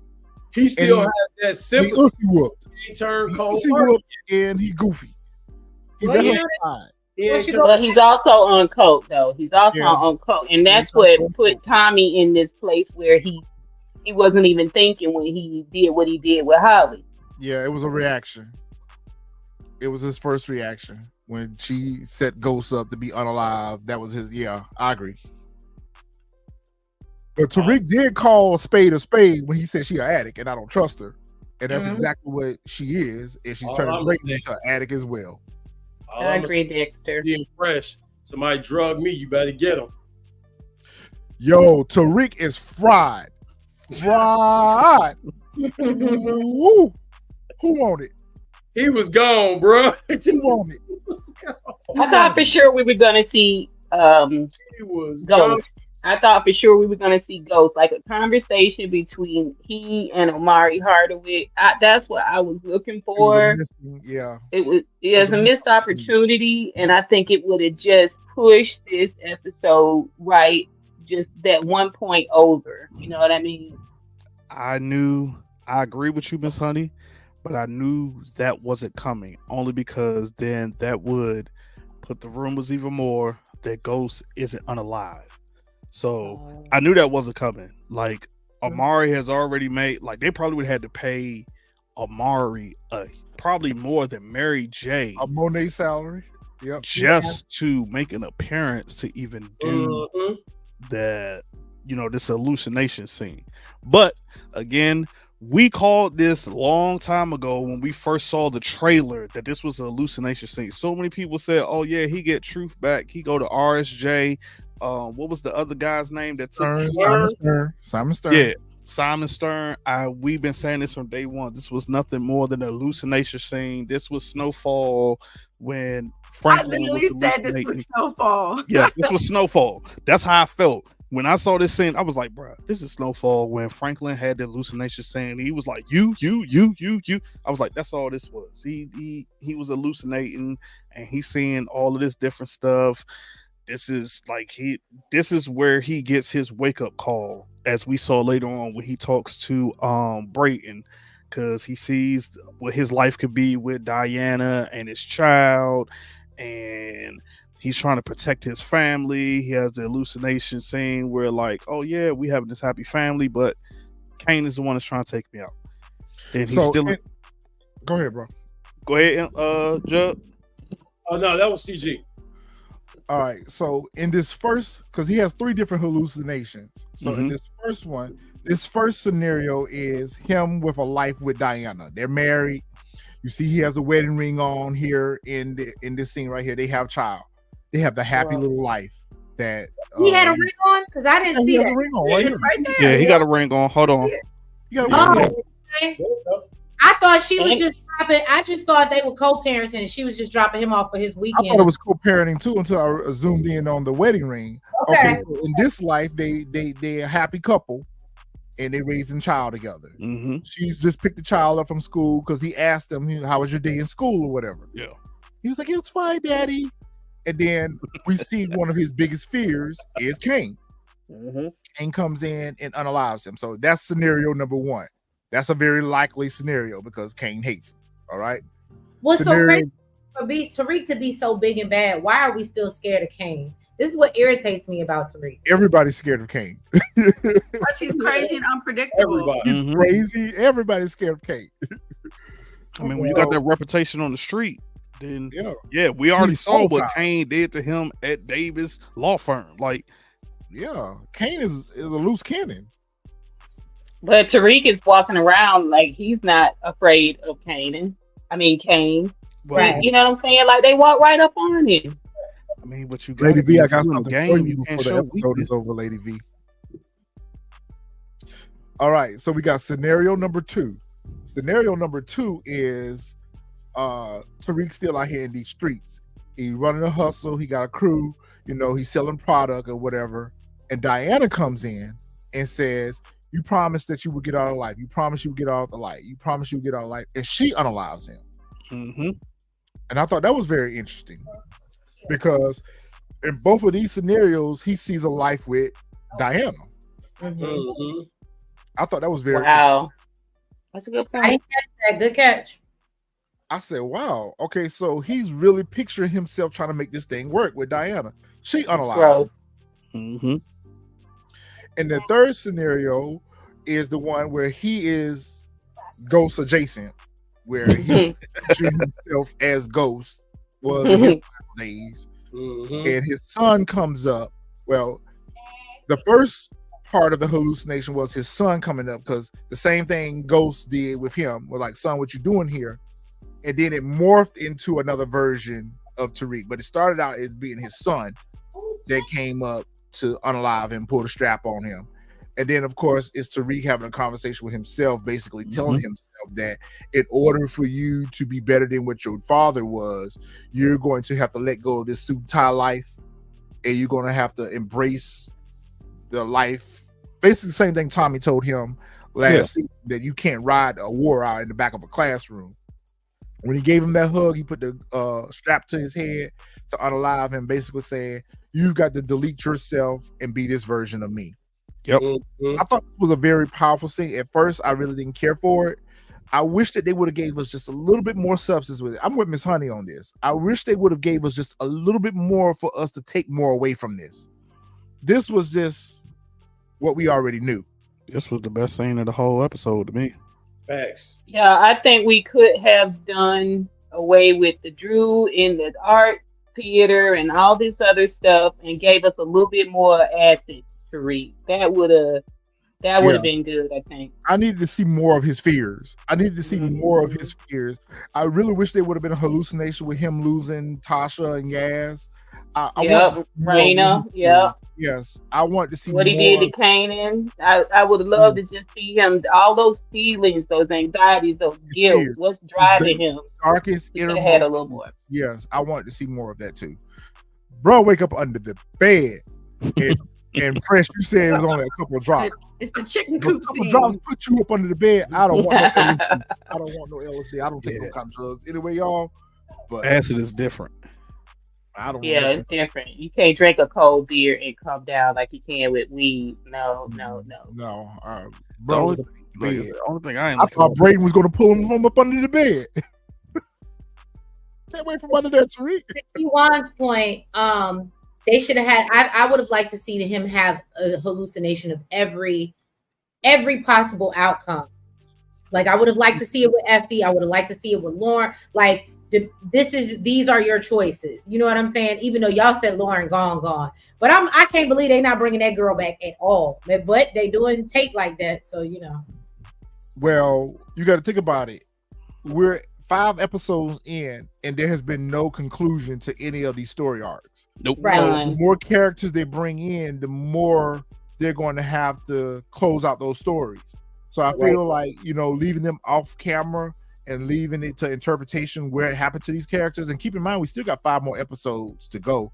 So we may get some closure to some of those characters as well going forward. Or like Miss Honey or somebody said earlier, this may roll over into next show. Some of these characters, they might be purposely leaving them on the back burner to roll them over into the next show. Terrence, we agree that Brayden is definitely going to delete L. He needs to clean up his own mess. She he gonna needs to clean OD. up his own mess. Be a man, clean up your own mess. I think she's going to OD. Yep. I'm fine with that too. I agree it's with too easy. I'm fine with that too. With that too. Before we get into the scene though, the reason why I felt like Brayden didn't tell Tariq it was L, because then it would have proved his point that he can't trust her. And her being an addict, and and then he would have been like, yo, you gotta take her out. That's a good point, Fresh. That's why he didn't. That's exactly why he didn't tell her, and he made up that whole story of, oh yeah, it's somebody going around dosing people on campus. Who want this thing right here? Nails? Sure, I'll do it. Look, I ain't got much here, but I didn't either. That's why I gave it up. Huh? I said I didn't have much for it either. That's why I gave it up. Somebody else could have it. So Dru met up with Monet, and basically. Oh whoa! This is not. Hold on, wait. This is. Let me scroll back up. Hold on. I think it might have been further up for me. You had it right there. That's a good point. That is a very good point, Cub. So while Nail's trying to get her notes together, that's a good point. I can see her. Well, you know what? Okay, so basically, Monet met up with Dru, and she's basically telling him, you can come back to the house. You know what I mean? You got your spot. It's always yours. And he's like, basically, we're not family. I need you. Basically, I need you to. What, Trace? What? I just wonder how old is Dru that you still trying to get him to come back home and live with you? Like, he's got to be pushing 30. He's displaced right now. He's displaced right now. I was about to say, she explained why. And she said, I hear you looking for a place. You don't have to be out here trying to look for a place. You got a place at home. You always got a place at home. Basically, any parent gonna tell their child that you always got a home, come back home to. I found it. Okay. So really, he really ain't trying to hear that. He basically told her that basically she messed up the family. And you just had a family, you just had a gun in all your family's face just yesterday. Okay. So, they had their little back and forth for a little bit. She actually told him that, you know what? You're right. You did ask right. I put the business first. As much as I would like to, say that everything I did was for y'all, I did put the business first. So she did actually apologize, which made him soften up a little bit. And she told him, that basically the family, she wants to put the family back together. But in order to do that, she has to bring the business back. So Dru says that he doesn't want nothing to do with the business, but, he'll help, get them set up because she can actually admit that she messed up, she's being real about the family, and basically told her that they need to get some soldiers. They need to get some people in order to do this. The biggest thing that so one thing I took away from this is I felt like the apology came when she felt like she had no other choice. Yep. Uh-huh. I thought it was just we me. all on the same page. I thought it was just me. I was like, yo, I felt like bullshit apology. I felt like she only said that she was sorry because when she saw that family first ish, take a shot. That the family first ish, Priest, me and you, we go shot for shot. I can see right now when we all link up, we gonna be the ones that get Look, Retro, she not drinking what you drinking though. Yeah, I'm drinking wine. I'm taking shots of wine. Oh. If I was taking shots of Pinot Noir, is it Pinot Noir? Sideways right now, literally. Pinot Noir? Because Pinot Noir get you bust up. That bourbon aged barrel will get you bust up too. Bust up. What kind you say, Miss Honey? Any wine aged in bourbon barrels. Bourbon barrels, yes. Yeah. Liquor, anything in bourbon barrels, yes. Age. Perfect. So is it me or did Dru and Monet have the same conversation the last 2 episodes? Yes, I was just ready to say that, Miss Honey. Yes, they keep having the same conversation over and over again to no resolution, no conclusion. I feel like Monet only offered up that apology when she saw that Dru wasn't buying what she was selling. Then she came forward and said that she needed work. And Dru was like, listen, I will help you get some work. But after that, I'm going on about my business. I need this money to get me a place. I'll help you get this work, but I'm not working with you. Go ahead, Juggernaut. Hold on a minute, Trace. Go ahead. They're doing that because Dru is he's really the main one that's resenting Monet. He's the most resentful, yes. Yeah, and they keep showing that over and over and over again. So that's why which is crazy because it was Diana's scheme. It was Diana's plot, yeah. That's fact. Yeah. Go ahead, Trace. Oh, okay.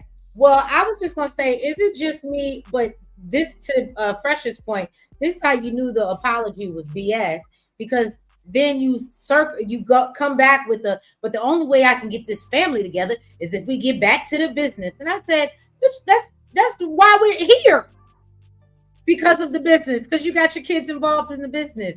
I don't understand how this is your reasoning or your plan. It sounds like a Tariq type plan, and I just expect more from Monet. And to DeMarcus, no, I don't drink Stella Rosa. I do cupcake. Okay, cupcake. And if it's just as bad.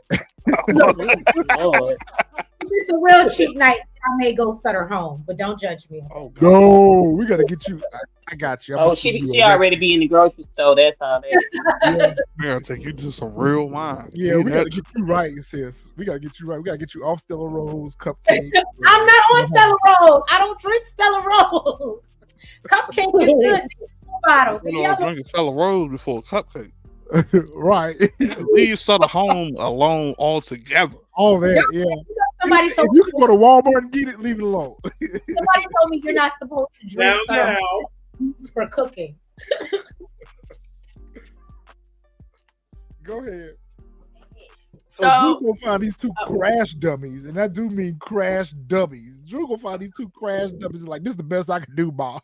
Like, listen, you need some workers. Here they go. This is all I got for you. I'll be best like, go ahead, Nels. Go ahead, Nels. Huh? Weren't you about Retro already said it. Oh. About these sad ass workers? Yeah, exactly. Sad ass crash dummies. She looking like, but she basically they mirroring her to Noma. Noma got a bunch of kids working for her, and she got two crash dummies. It's very similar. Monet going down bad. I mean, the Gordo family had more of like a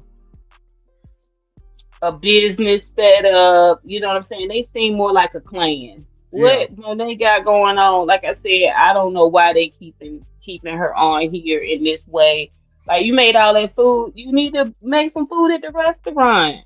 Like, why isn't that place jumping? You could be running drugs and money through there. Like, what are we doing? You could be trapping out of the bar. Like, the bar is non-existent. Like, it's just a place for them to scheme at. That's it. It's their little. You're not a queen pin. You're not a queen pin. It's low-level drug dealer. That's what it gives. Low level. Super low. They're the cupcake of drug dealers. But like Fresh said the bar don't been blown up. It don't been shot up. It don't have murders. It need to be shut down. Yeah, I don't even know how the bar's still open. That joint got shot out so many times. Gas situation, and that was at the Castillo's place. Oh, that's the same place. Okay. Go ahead, Fresh. No, I was just saying, like, I just don't understand how this bar is still open, because the joint done been shot up. Somebody got unalived up in there, everything. So that bar should, like, here at the very least, been shut down so quick. They should be on lost their liquor license at the very This is not DC, where after a couple pows, they shut things down. This is not I got hella family in New York. New York will shut you down quicker than anything else. What are you talking about? Yeah, they will shut that shit down so quick. And not only that, I mean, these two stooges right here were snitches from the jump. Exactly. They should be on lost their liquor license at the very least. They should have been. Remember, her and Janet was in the last episode sitting up there drinking and everything else. How is that bar still open? Right. Didn't Lorenzo get unalived outside of that bar? Yeah. I don't think it was the same bar, though. That's not the Tejada bar that they was drinking at. That was somebody else's bar, which I thought was dumb. No, yes, it was. It was their bar. It was the Tejada bar. It was the Tejada bar. Mm-hmm. We finally got the purpose of this scene. We saw it in the teaser at the beginning of the season. So, but this was a very telling point right here. So at this point, Diana has come to the resolve that Salim is no longer with the living.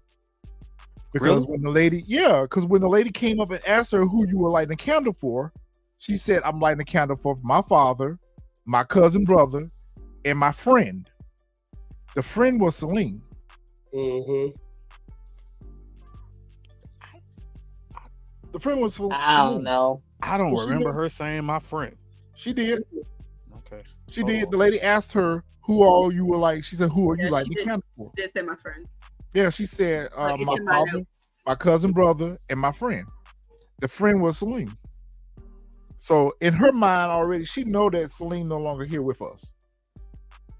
And I don't think she cared nothing about Celine. I don't know. I don't know why Celine. Celine I wasn't don't think nobody. she cares about it. I don't think she cared about him up until this point, but I think she feels responsible for what has happened to him. Because remember, he gave her a safe place to hide out at. He gave her refuge. He gave his car and a place to hide out at. So he helped her in her time of need. So she kind of feels indebted to that, or she feels at the very least responsible for what has happened to her. Because if she hadn't took her ass over there, then he wouldn't have been bothered with. But she should have hit one for Zeke because she showed the reason why Zeke. Yeah, she did. She let one for him. Yeah, she said her cousin brother. Yep, my cousin brother. Yeah, it was a weird scene to me. They're really pushing this Diana thing. Like, I just don't know. That's why I feel like Diana is a carryover. Either Diana's going to carry over or something major is going to happen with Diana. Because I agree with you, Miss Honey. I said the same thing. I said, why are we spending so much time with Diana in her journey? Like, we don't care. Yeah, but no real dialogue. Like, Dru has more opportunity for dialogue than Diana. Like, they're not pushing her forward in this particular way. It's just like she's gonna be carrying the St. Patrick kid. Like, that's her claim. I don't know if she cared about Salim. I disagree with that, Xavier. I don't think she cared about him. I think she feels responsible for what's happened to him. Nah, she cared about Salim. She didn't care about that man. She cared about that man. Why she didn't go back over his house to see if he was okay? Okay. Because she's pregnant with child. What that mean? It just would have been better with Effie. I mean, you can't jump in the car. She jumped in the car to go to her doctor's appointment. She don't drive. How she get to her doctor's appointment? It would have been better with Effie. Yeah, Effie was trying to go to school. Effie trying to run a drug empire. She's a better drug dealer than all of them. Really put together. Effie moving all that work single-handedly. Effie moving all this work single-handedly and still going to school. But Effie's not. And she ain't working no job. Effie is loyal. Effie is Tariq's gonna be left with allies. The only way Tariq's gonna get out of this season is the allies. Effie is his number one ally. How is she loyal when Effie done snitched on Tariq twice? She snitched on him when he was first moving weight in Stansfield because he was cutting into her profits, and then she said, "quote unquote," my back is against the wall, and then she told Noma, like, no, she's not loyal. I'm not arguing. I'm not arguing her loyalty. I'm arguing her being a better option than Diana. That's my whole thing. She is a better option than Diana. I agree with that. I agree with that, Miss Honey. She's definitely a better option. Anybody, and the fact that she's not always loyal is even bigger reason why she's a better option, because she's the person that he wants to hate more than anything. Yo, so the lady asked Diana, when is her son due? Did she say? I don't remember the answer. No, she did. She said, how did you know that I was pregnant? With a son, yeah. Yeah, she did say, how do you know I was pregnant? But I don't remember the answer. She said when the heart knows, it knows. That's what the lady said. That's what the lady said. Yeah. I'm saying, what was Diana's response? I don't remember. She didn't say anything. She just started crying. Okay, I didn't think here, and I don't know if it was just y'all. I mean, I don't know if it was just me. I felt like that she is somewhat like related to Lorenzo. Like, she's speaking like from the grave. I think it was just cock-a-doodle to let us know that she's having a boy. I mean, yeah, that is true, but it was just a long way around to drop a clue. I kind of felt like that too, Miss Honey, because it was too much inference, not reference, but inference to the paternity of the child being a boy. Why is that important to us? But the reason why we need another, we need a, what was it? TJ. St. Patrick. We need a TJ.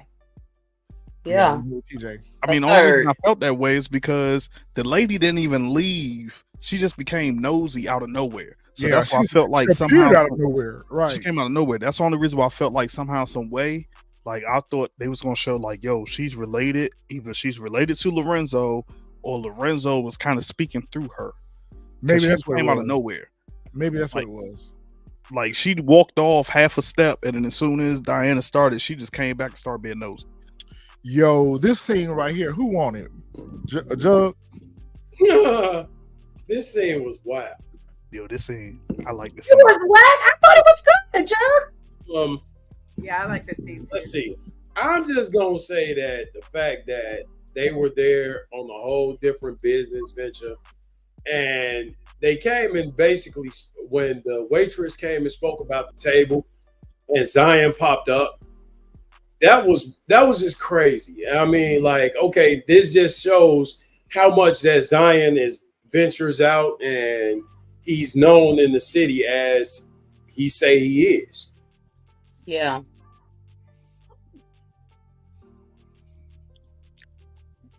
Yeah, for you to have your own table, and this guy's a senator, right? So they're upseating a senator. That's what we were trying to figure out last week, Miss Honey. You think he's a senator? I think he is too. I thought that's what he was. Yeah, they never did say what he was, but he's some kind of political, obviously, senator. He's got to be higher than the alderman. So yeah, I guess he is a senator. Yeah, he's a senator. And so congressman something. I'm like Nails. I'm with Nails on this. Noma ain't doing it for me no more. Noma got punked in this scene. Right. By gold slugs. Got up and walked off and left her own purse. And this is where I feel like that's where they show. Aya was kind of menacing in that scene, though. He was kind of menacing. He's a good-looking character, man. Outside of those teeth, he's a good-looking character. He really does give me a little bit more Ghost vibe. Yep. He does kind of remind me of Ghost. You remember when Ghost pulled up all, you know what, Miss Honey? I thought the same thing. I remember that scene where he was with Fancy, and Fancy was meeting with those guys about the club, and Ghost pulled up on them and shut their dinner date down. That's the vibe that I got from Zion in this scene. But I'm sorry, I'm gonna have to put Zion in a higher category than just a low-level dealer, because that was kind of a boss move. He came in. That was some RetroCG ish right there. Came in and put what on the table and said, "Yo, this is my shit." And he named where if you sat on one side of the restaurant, this is what borough you'll see, and this is what you'll see from the other. So it tells you he's been there on several occasions. Man, Noma was shook. Noma More was than like, that. It's not my fault. It's the restaurant. Stole all the way off. It's not my fault. I knew from when the waitress came, he been there because she was scared. Like, yo, Yeah, she need to get up off this table. The waitress was scared. Yeah. Like, he ain't joking. You gotta get up off this table. That like, little chick said her piece and left. She said, "Look, I'm gonna let him deal with it. I ain't about to go back." Yeah, because she had no collective drink. Handle this. Hey, look, she had no collective drink and everything. Everything. She was like, everything, like, she was like, "You better come on." Like, yo, like, it ain't safe for you. But look, I'm going where the wine goes. She get up and take my glass across the room, bitch. That's where I'm going. But to me, this scene showed Noma's vulnerability. However you say the word right now. She was vulnerable here. Vulnerable since she eliminated Obi, because you know Obi would have been somewhere insulated her. Yeah. He would have insulated her. Yeah. So it showed her like, no, now she's vulnerable. She always relied on Obi.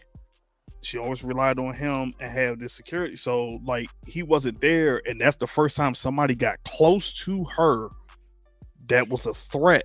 To Kiwan's point, this was the downfall of Unalive and Obi. Exactly. I agree. That was the downfall. So that's why it scared her, because this was the first time somebody got close to her that was a threat. Nobody's ever got that close to her that wasn't a threat. She in here doing white people business. She in here doing white people business, and you got this thug that came up on here and menaced you in front of white folk. Yeah, she was definitely exposed. I'm sure she was doing white people business.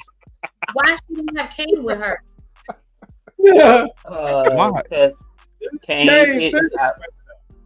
Because Kane the difference is Kane isn't like Obi. Like Obi was 100% dedicated to her, where Kane he's still serving her. With her. Yeah, Kane want to be shoulder to shoulder with her. Yeah, because like Obi always hung back just a little bit. You know what I mean? Yeah, no, that makes sense. And then also at the same time, Kane trying to show like, yo, I'm my own man. I'm not my mama's boy. But then at the same time, he still got his mama's family. Where Obi didn't have that. Only thing Obi had was his brother.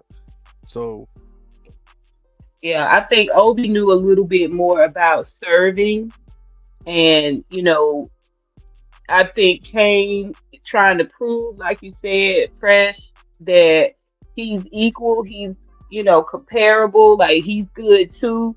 He want to be shoulder to shoulder with her, right? He wanna show her he could run things too, but he's not even there because I said it in my review. None of Monet's kids are shepherds. They're all sheep. They And they need all need to somebody be to tell them guided. what to do. Yep. Tell them what to do. Yep. And I think she kind of knows it. I think that's also why she's going ahead and playing with Davis as well, because to me Zion might be a better fit for you. I'd have jumped on that pole before the Davis pole, even though the Davis pole is fine.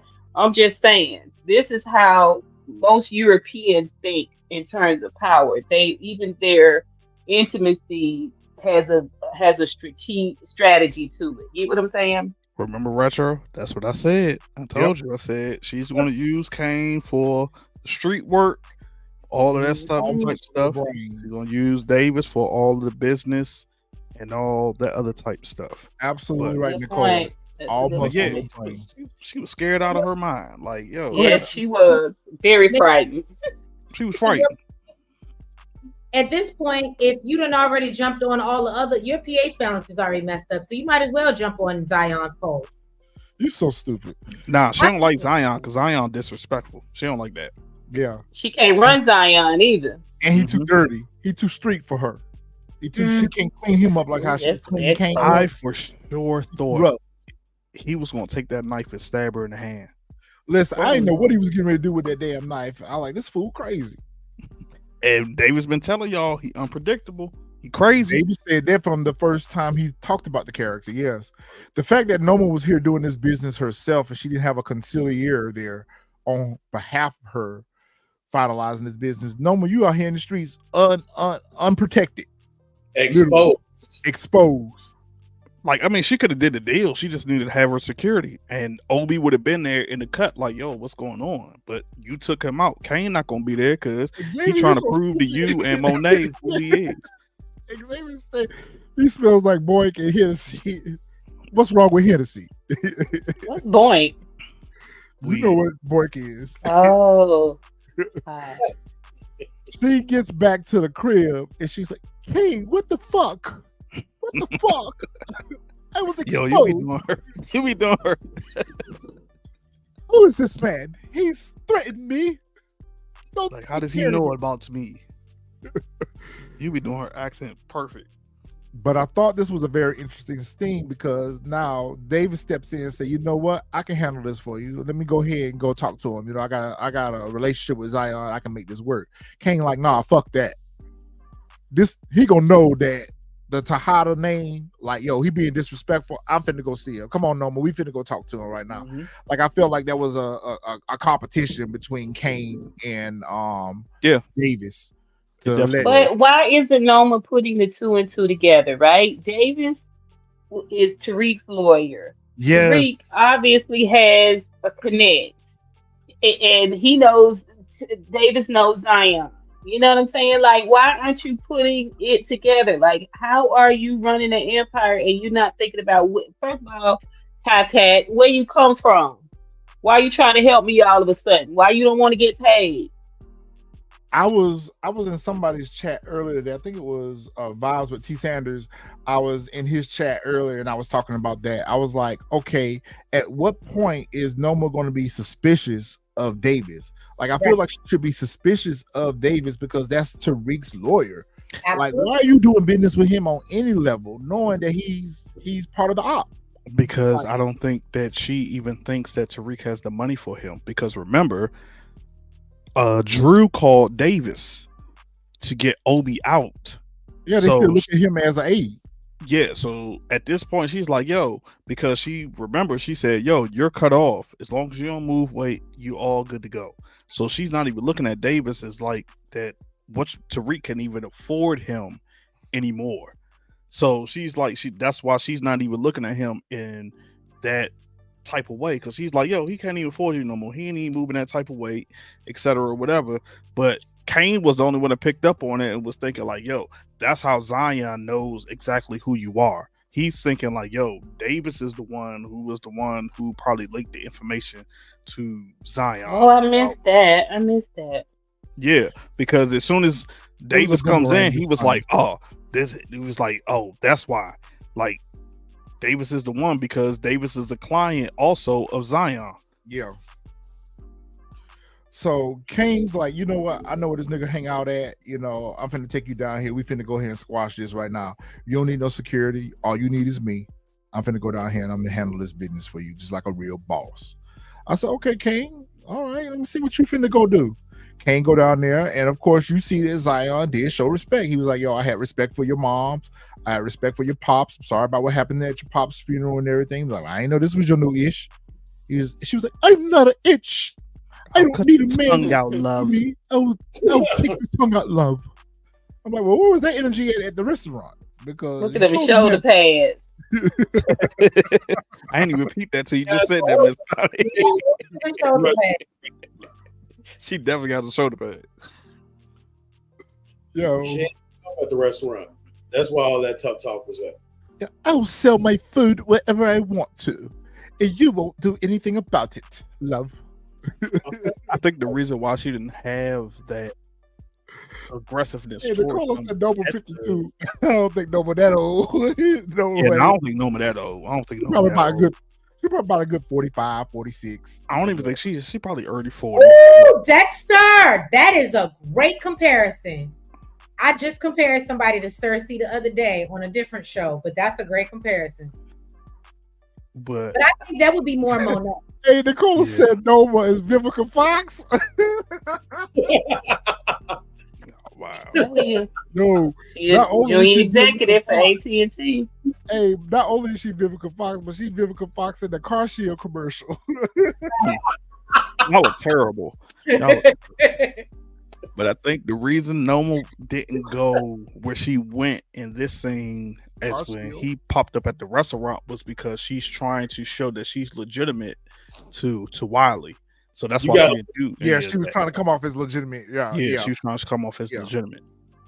I think you're right, Fresh. In the chat, make sure y'all hit that like button. We appreciate you guys. Go ahead, Mr. Because it's time.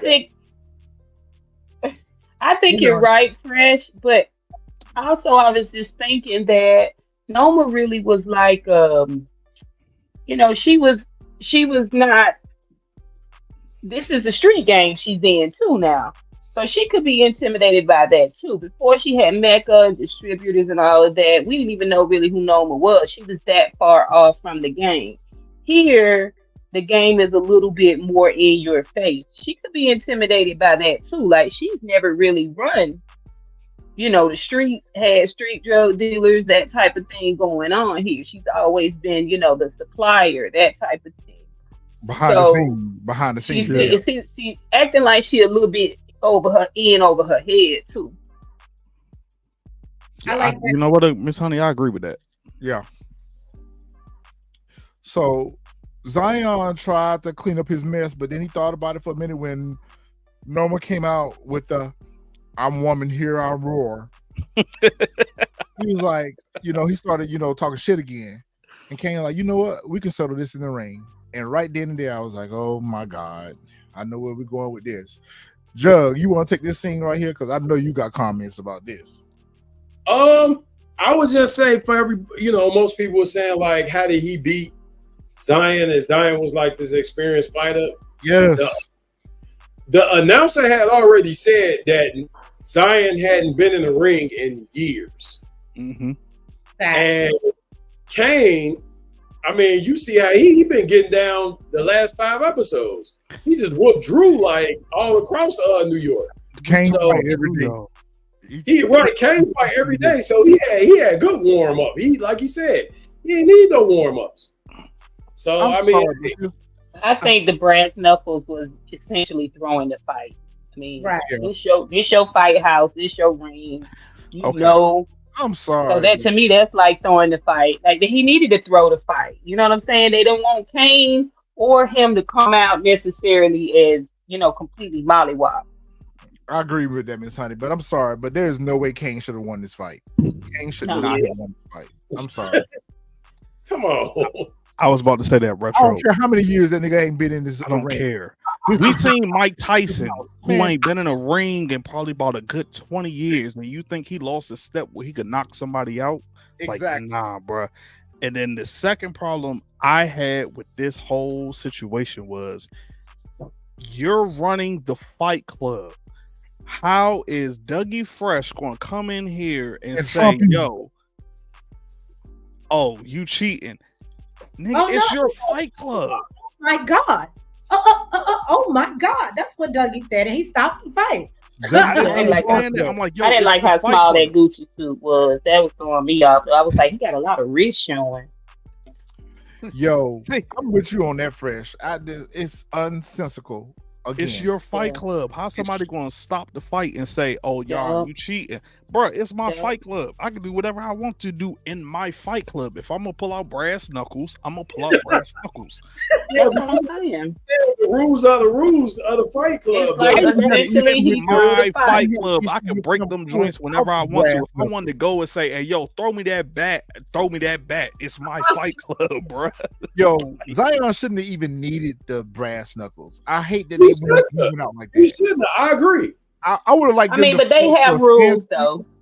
If he would have fought to a standstill, I would have been satisfied with that. But the fact that, well, technically he only lost because he cheated. He only lost because he cheated. But still, King was able to whoop his ass. Like, come on, man. Kane is not Superman now. Come on now. He was out there breaking arms, like with one twist of the wrist. He was just snapping them off at the shoulder out there in the streets. And when people see his car, they get real shook. You know what I'm saying? They trying to play Kane up in this certain way. It felt like a setup to me. To Fresh's point, yeah, it's his Fight Club. At the same time, they got rules and regulations and a code of honor, like the no guns and all of that. It just felt like he was taking a fall. Yeah. And I'm hoping it's for a reason, but that's too much to ask. It's a setup. It's a plot device. It's a plot device for Zion to be bent for revenge. He gonna come after Kane. He gonna come after Noma. Noma got her panties moist after this. Well, I would love. So did I. She said it though, CG. She did say my panties moist. My panties were definitely moist. It's pride. She did tell him that. She said what? She told Kane it's not over because you hurt his pride. Yeah. Right. Yeah. Okay. So in this scene right here, shoulder pads. I just need to know if I was the only one. So she jumped on Kane about having mommy issues, but in this scene right here, she looked like, like a mommy, like mommy approves. Mommy approves. Yeah, mommy approves. You beat him up for me. Like he just traded Monet in for her. He did. He traded Monet for her. Yep. I felt Noma and see. I'm sure you did, Nails. She wore a bow tie shirt to a Fight Club. This scene right here, these two, Mr. Apex Predator. Like, dude, you really want to call yourself the Apex Predator? Didn't Hillary Clinton refer to us colored folk as the Apex Predator? Like, okay, if that's what you really want to be, Tariq, go ahead. I'm so sick of Tariq in his visions of grandeur. They always shoot them like with the New York skyline in the back. You know what I'm saying? Like they king of the world and stuff like that. And they just I need Tariq to get in touch with reality. Like, I get it that you got aspirations where you want to be the biggest drug dealer in New York. Sir, how are you going to achieve that goal when all you're doing is slinging work out of a party syndicate? You're not even selling in the streets. You only throwing 2 or 3 parties per week. Like, do you really think that you have the ability to move the amount of weight that you need to move in order to be this big time boss? Okay, that's the first thing. Second thing is, look at your losses. Where are your lessons learned? You don't been beat every season. You've been outsmarted. You've been manipulated. You don't been snitched on. You don't been investigated by the fans. Like, I need you to be moving a little bit smarter than what you're moving, but you moving in this reality like nobody can touch you, bro. You've been getting touched every season. You've been getting touched. Like, reality needs to step in with you at some point, Tariq, and realize that you got to move a little bit differently in order to take your enemies out. Your enemies are making you look stupid out here in these streets. Retro, remember, he's also doing this on foot again. Yeah, he's back on foot again. I mean, I know a lot of y'all go up for Tariq, and I get it, but the writing is what I'm talking about. The writing, the way they're writing the character. Ghost learned from every downfall that he had. Mm-hmm. If you are going to say that you're better than Ghost, where are your lessons learned at? Like, you don't being manipulated by everybody you've been working with. The Tejadas don't ran a lick on you. Effie don't ran a lick on you. Noma running a lick on you. Like, all your enemies right out here winning on you right now. Like, and all you doing is keeping up at best.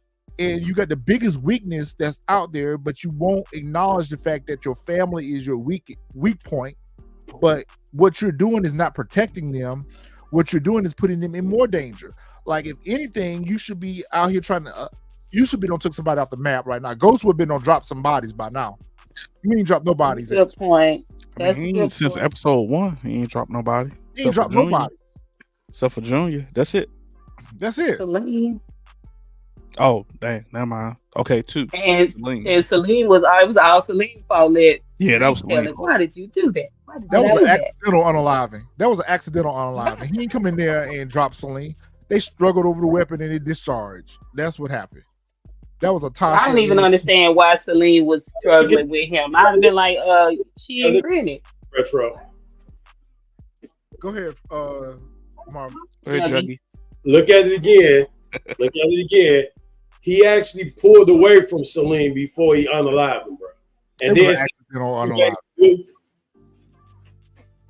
they was tussling up at first. I didn't even understand that though. Why was Celine this Celine thing just throwing me for a loop? Because Tariq called him a bitch, and that's right. Celine wanted to try to drop his balls for a second and let him know that ain't a bitch. But tassels on that hoodie did seem a little bitch. Man. What happens when keeping it real goes wrong? But Juggy, you got to remember, Tariq had a Glock. Glocks ain't got no safety. Yeah, they ain't got no safety. Oh, I know that. So I'm sure you do. I am sure you do. And I'll just leave it at that. Oh, Men in Black. I knew he was about to turn his screen off. I do not want to alarm the ladies. Now, Retro's talking about Juggy, not me. Yeah, he's yeah, I do not want to alarm the ladies. We are for sure, aware of the fact that that Glocks don't have safeties. That's false, sir. They do. Okay. They actually have 3. I like them, but I didn't know that they don't have safeties. They do have safeties. Don't listen to those guys. Well, the resident expert has spoken, so yeah, goddamn lie. The resident expert said what he said, so we'll talk about that behind the scenes. Yeah, we'll talk about that behind the scenes. We don't want to alarm the viewers. Oh man, bro. Or alarm YouTube. Diana, Brenda's got a baby, and it affects the whole community.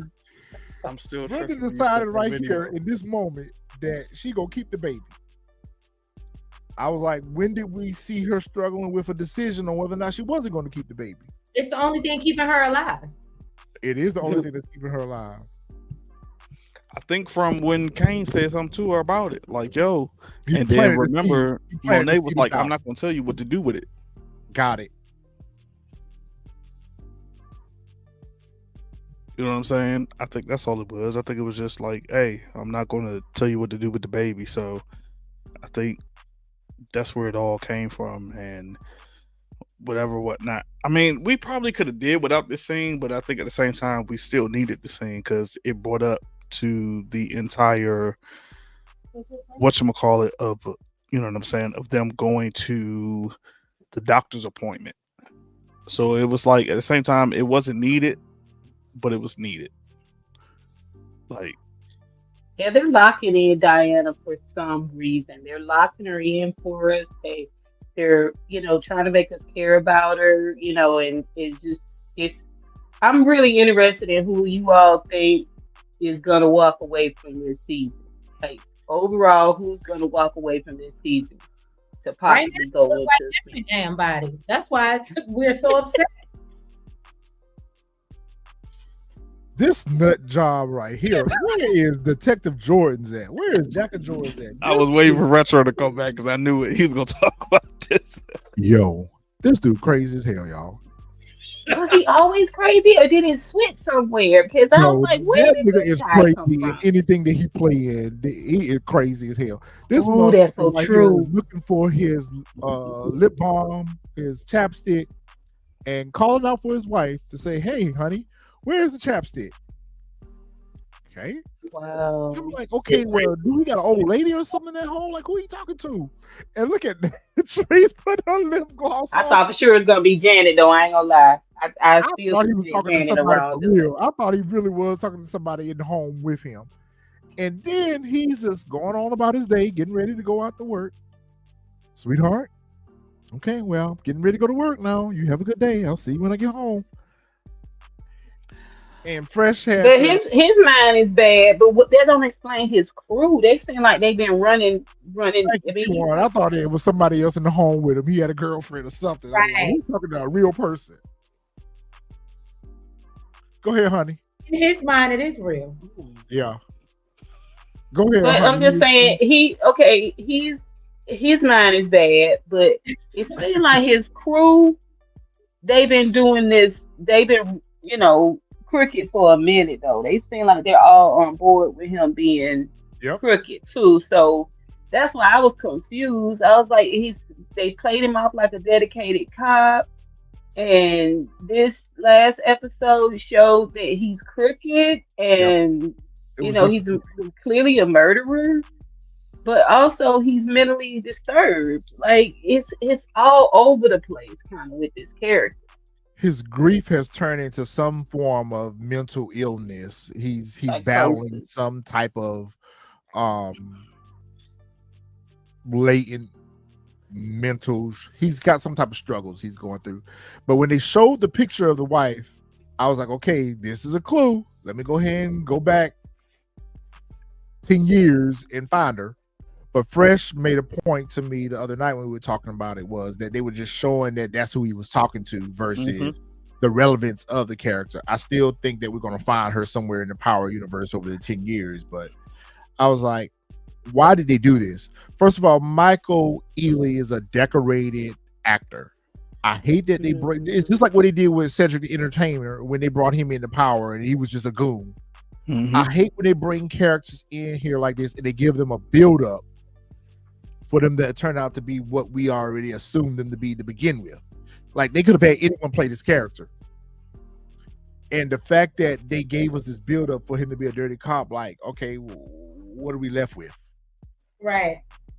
I agree with that. I mean, I think also it just shows that he hasn't come to grips with the unaliving of his wife. Facts. So like he talks to her every day as if like, hey, that could be a grieving coping mechanism where it's just like, yo, I'm just going to continue to act like she's still here. This is going to, help me grieve. But accepting the fact that she's but it's contradictory because he acknowledges the fact that she's gone.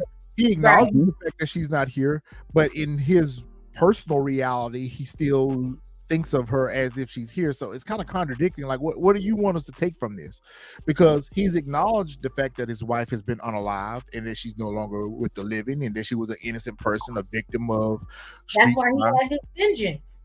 But then you are out here talking to her as if that lady dead and gone, like Miss Honey said in her interview or her review. That lady is dead and gone, and you talking to her like she's among the living. Like, it just shows us that the character is unhinged. It's just two separate things. Like the fact that he has this psychosis. That's exactly it's separate from the fact that he's also crooked. Like, which came first, the chicken or the egg, right? Actually, like, honey, it's psychotic first. it's because of that that enabled him to become crooked. I think the loss of his wife, the fact that he lost his wife, is what actually was the catalyst that made him to embrace this life of crime. Because remember, they said he was a decorated officer, that he was New York's finest. So I think up until him losing his wife, he was on the up and up. But I think after the loss of his wife, shout out to the 82 people in the chat. Y'all make sure y'all hit that like button. And if you're not a subscriber to the channels, make sure you're subscribed. I think they said if she started talking back, then you got to worry. Yeah, well, I was worried when I saw him in the casting. I was like, oh, he gonna be some kind of serial killer.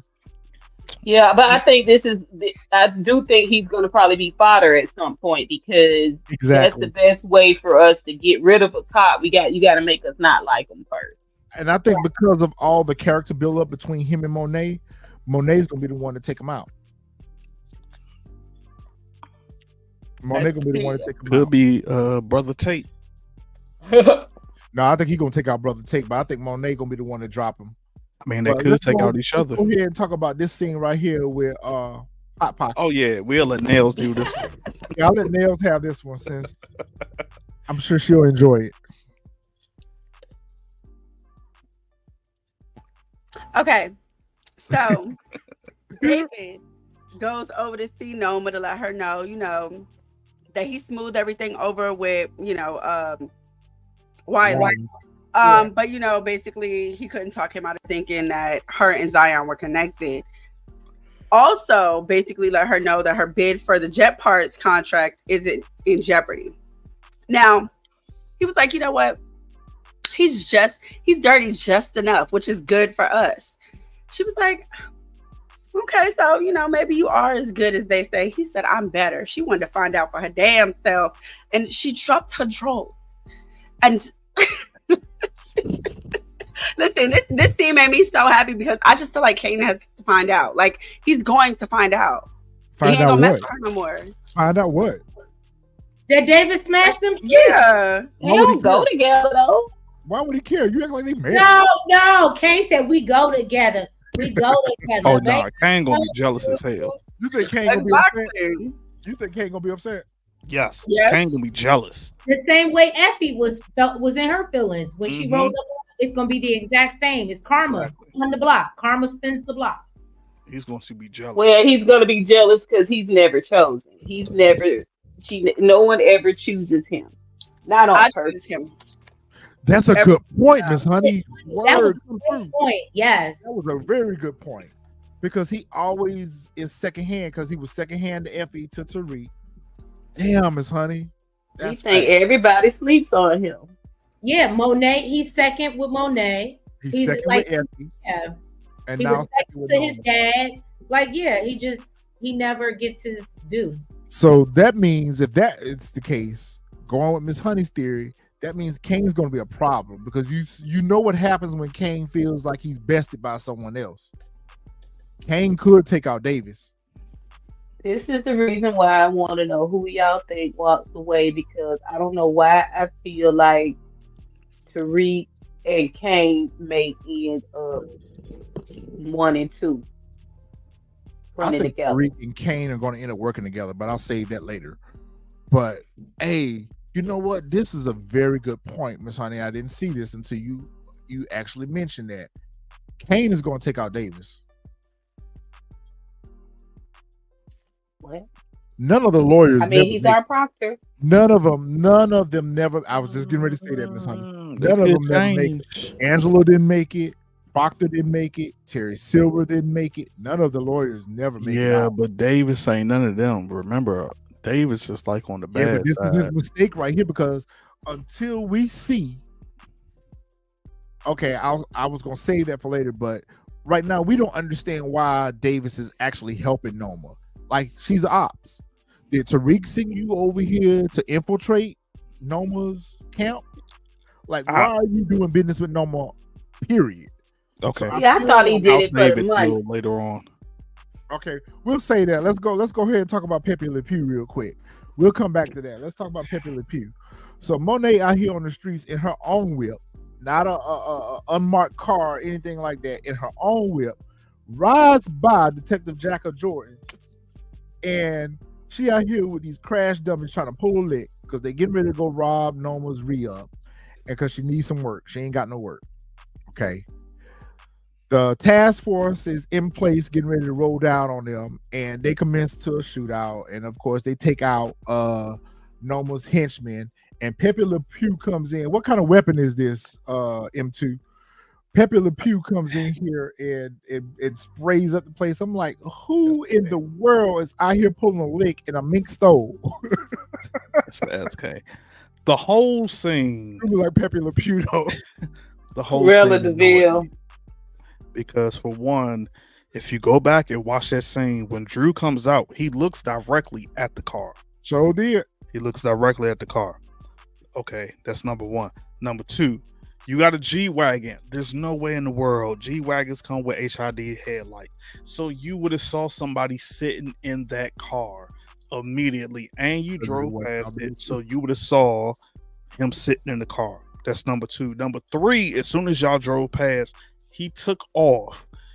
Y'all would have been like, okay, this person done took off as soon as I take off. Number four, the scene where I hate that they made Dru look like John Wick. Yeah, that was so that joint was so unbelievable. So you trying to tell me these two uneducated goons and the other two people, so y'all just standing out there in the open? You're not just going to be wide out in the open with no bulletproof vest on, just having a shootout, trying to hit somebody, and you can't hit nobody. So all of y'all need to go to the gun range to practice on y'all aim, because that is so unrealistic. You're not going to have a shootout with anybody where you're just going to stand there and just fire off rounds. And then Dru comes in like he's John Wick, and then pow, pow, he takes them Dru out. Nice with a piece. Dru nice with one shot. With one shot. He just comes out, oh, okay, bet. Bow, bow. Oh, you John Wick now. I'll bow. We got it. Bow. Then, like you said, Pepe Le Pew, she come out here with the SK, and all of a sudden she just letting off rounds, just blasting off, blast off. She look good though. I mean, her outfit lit. Yeah, the outfit do look good, but I ain't about to go do that to go steal. Right. I ain't about to wear all that to go steal. I'm like, why are you even there? Yo, you need to have your hair up in a ponytail, dressed in all black like the Omen. Right, something incognito. Right, you out here in a mixed stole, like that's not obvious. You let the soldiers handle that. You don't even get into that. Well, look, that fur is the budget. That's why they can't get no lights. I mean, she come out with a whole SK and the Brazilian rounds. And Fred, how do you know all the names of these arms? Because Juggy got a brother on here. We got a brother on here. Weapons. We got a brother on here that schools us on weapons. Oh, yeah. Okay. Fresh does, but wrong. I just wouldn't have wore my good clothes out here. All right. My good shit. And my thing, how are you? She got on her Sunday's best.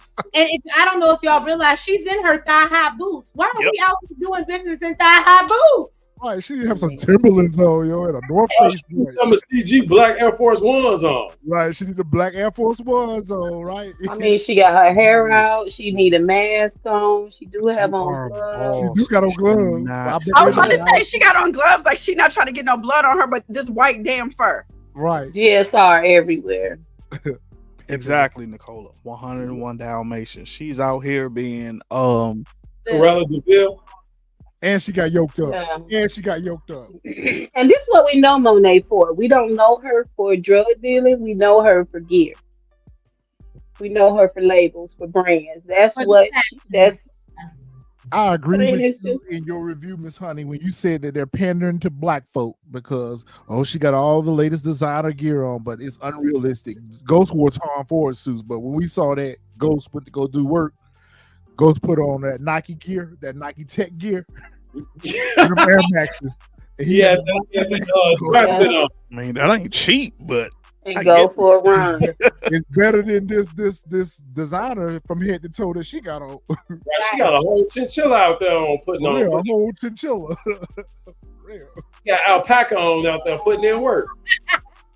Everybody else got the same clothes that they had on. Dru got that same outfit on for the whole episode. She don't win change. This is what you How did they keep cops from coming? Like it was a full shootout. There's no other cops. The cops are on their way. Like it's bodies laying in the street. Like you just I think it was one body. Go ahead, Treese. Go ahead. Really ain't hit nobody. What happened?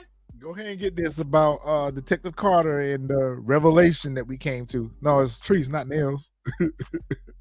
Okay, so basically we learned that Detective Carter is a dirty. Well, hold on, I got to get myself together. I got to get the proper situation if I'm gonna, make a reference. So there you go. Get the proper situation. We know Detective Carter is dirty now. I'm gonna text this to him too. What I don't understand about this whole situation or the scene is that he comes to them and he's like, as long as there's no innocence. So he's on some weird vigilante type stuff where as long as no innocent people get unalive, then he's okay with them still running their drug operation. And I was like, okay. I don't understand. But that's pretty. And then they spot this man here who he said, I seen you before. I seen you.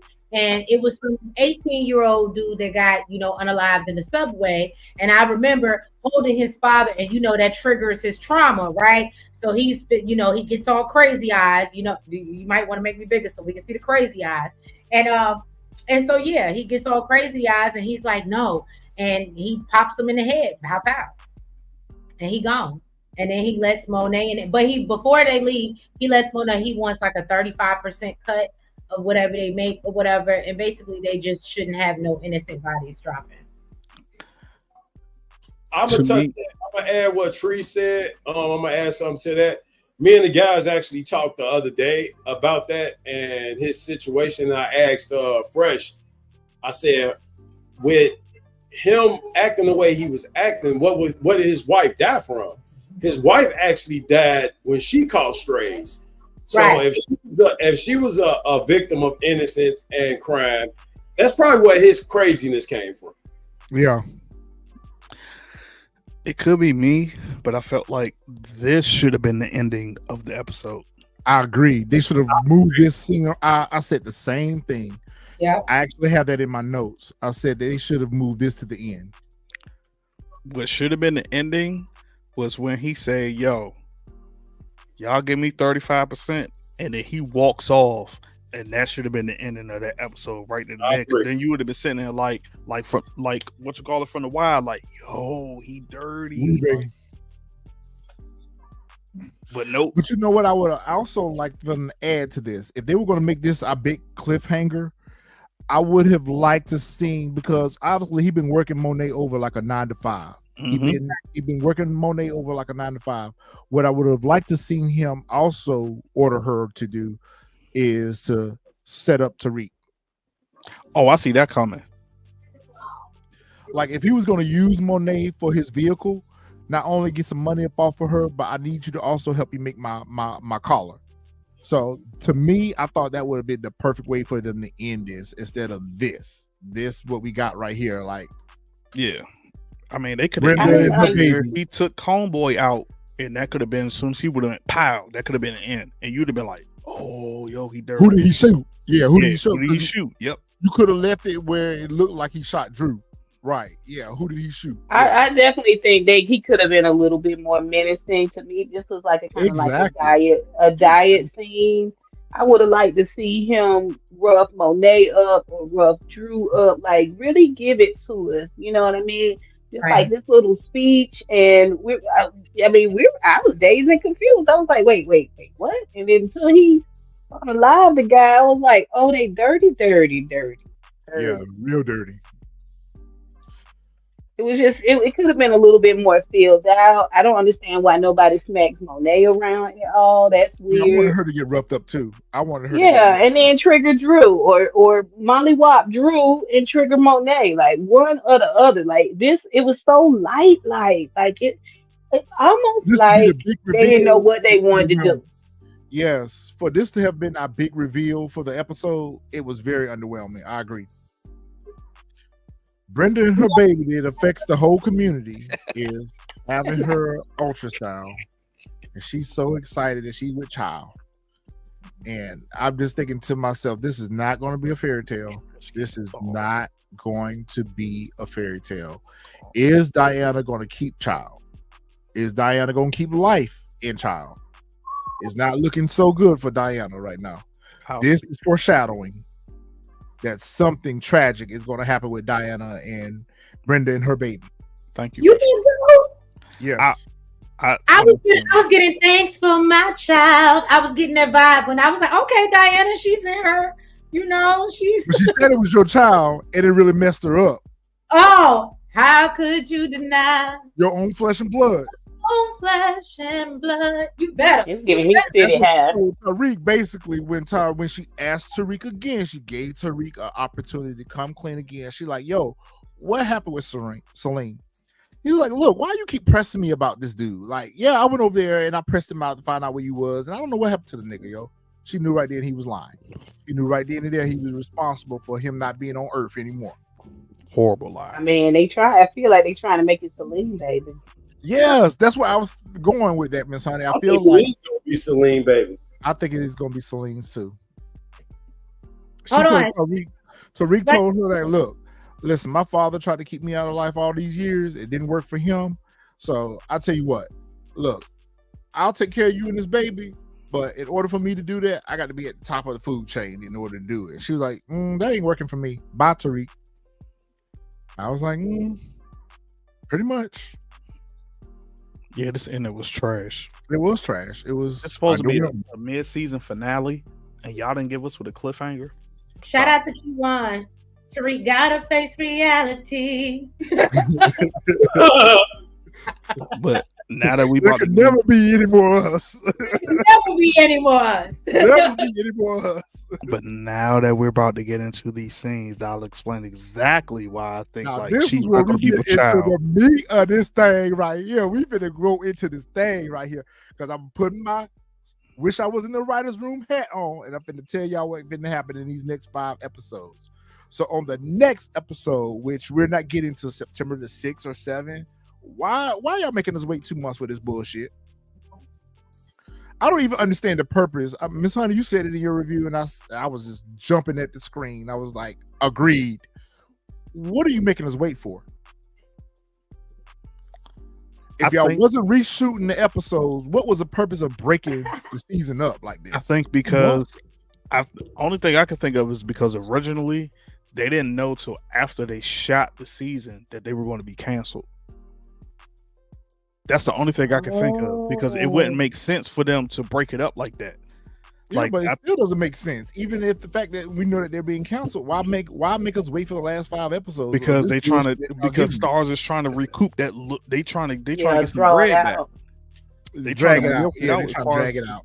Yeah, they just trying to drag it out as much as they can. Like, I guarantee you, when they first shot this joint, they did all the scenes, they edited low. We got everything up. And then when it was time for it to be like, yo, we about to drop it, that's when the CEO starts like, yeah, this is going to be the last season.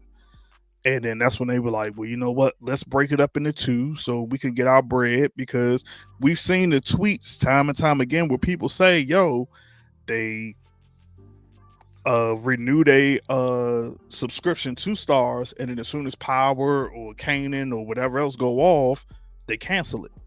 So I'm pretty sure between here and September before Xavier, but 2 months for this, right? Yeah, nah, we ain't never had no 2 months. Usually, usually it's like a week or 2. Yeah, I could even take a month. I could even take a month, maybe 3 weeks. I could have took a 3-week break. Mm-hmm. But I mean, you coming into the summer. The first break comes into summer. The end of that break is the end of summer. Is the end of summer. So you had to think about viewership, people on vacation, all of those things. I agree with Fresh. I think it has everything to do with the numbers.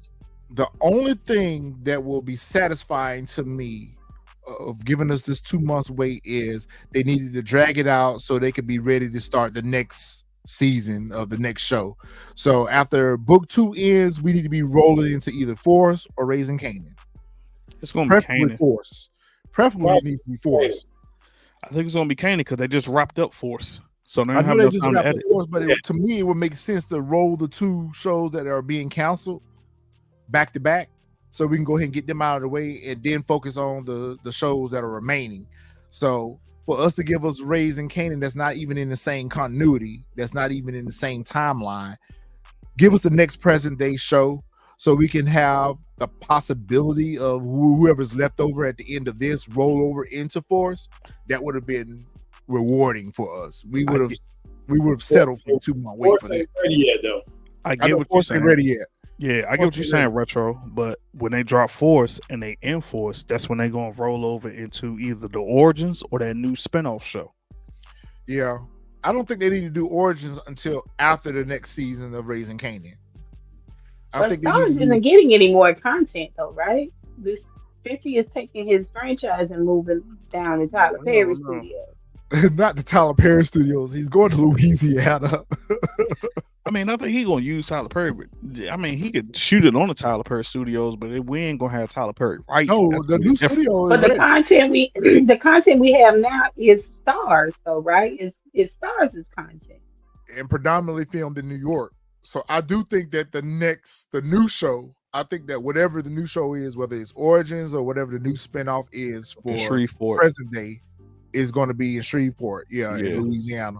Yeah, I'm going to be down there too. I'm finna take a ride out there. Ain't but 6 hours. It ain't but 6 hours. I already Google. I'm ready to go see what I can find out. This scene right here, I have a question. Do any of y'all feel, and it could be me, I could just be reaching. I don't know why I feel like that's 2-bit. Just looking at that picture. Nah, I think it's some dude on the streets. I feel like 2-bit. I think it's Kane on the hunt for someone. I think it's Kane on the hunt, trying to find some information out about Zion. I think Zion gonna make a hit on them or make a move towards them. And I think he out here shaking down the streets to try to find out some information about something. If Kane's out on the streets, he's looking for information. Yep. I'm surprised he got a Beretta. This is where I was saying that that scene that you just looked like Tariq to me. Zion's people. I think it's some of Zion. I think Kane shaking trees right now. He's shaking bushes right now, trying to see if he can get some information. And it could have something to do with, keep in mind that Noma shipment just got robbed. Yeah. So Kane could be out here shaking some bushes trying to find out what happened to Noma shipment. Yeah. I don't think this scene is worth anything. I think they just put it there to hype us up. They're thinking that, oh shit, Kane's out here with a weapon. But I really think it's Kane out here doing some recon, trying to find out what's happened to Noma's shipment. This is the scene right here. I feel like Tariq is going to play his ace of spades. And somehow, some way, I feel like Tariq is about to be back working with Noma again. I said it here first. I got a different opinion. I feel like this right here also look just the way Davis is looking at her, like it's gonna give an inkling that he smashed. Well, no, because you don't see the way Kane is looking at him like, nigga, I know you smashed. Exactly. Once again, Tariq is the shortest person in the room. But he also has that little cocky look on his face, like, yeah, you thought that you had one up on me, but you don't. So go ahead, Fresh. I was just saying, I don't get that. I think it's just gonna be one like, yo, me and I think it's Davis and Tariq was like, yo, we got the upper hand on y'all. Yeah, like, because Davis was giving the smirk, like, yo, like, okay, yeah, we smashed, but you tried to do something on me, but yeah, you ain't know that I was still rolling with Tariq, and now we about to make some deal, and it's probably gonna have something that's centered around Anya, and he's gonna be like, yo, you do this, you do X, Y, and Z, I do this, A, B, and C, and Anya ain't gotta know. Like, Davis is gonna bring all of them together to try to make some big whatchamacallit where they're gonna agree upon a meeting together again. Yeah. Like, right, but you cannot eliminate Zion from this because Tariq is obligated to Zion. I'm gonna let somebody else go first for the scene. I'm gonna tell you what I think the scene is. Oh, I think this is the scene here where somebody try to unalive her. This is why she ends up losing her child. Because she fights. It's a good one. That's a good one. She do have her hair tied back. Yep. For me, I think this scene right here is where she goes back to Salim's place and find him unalive. That's a good one. In all black though.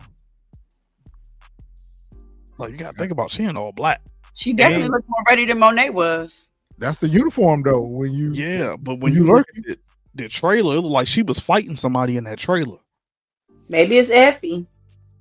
So do you think that she's at her house, at the Tejada house?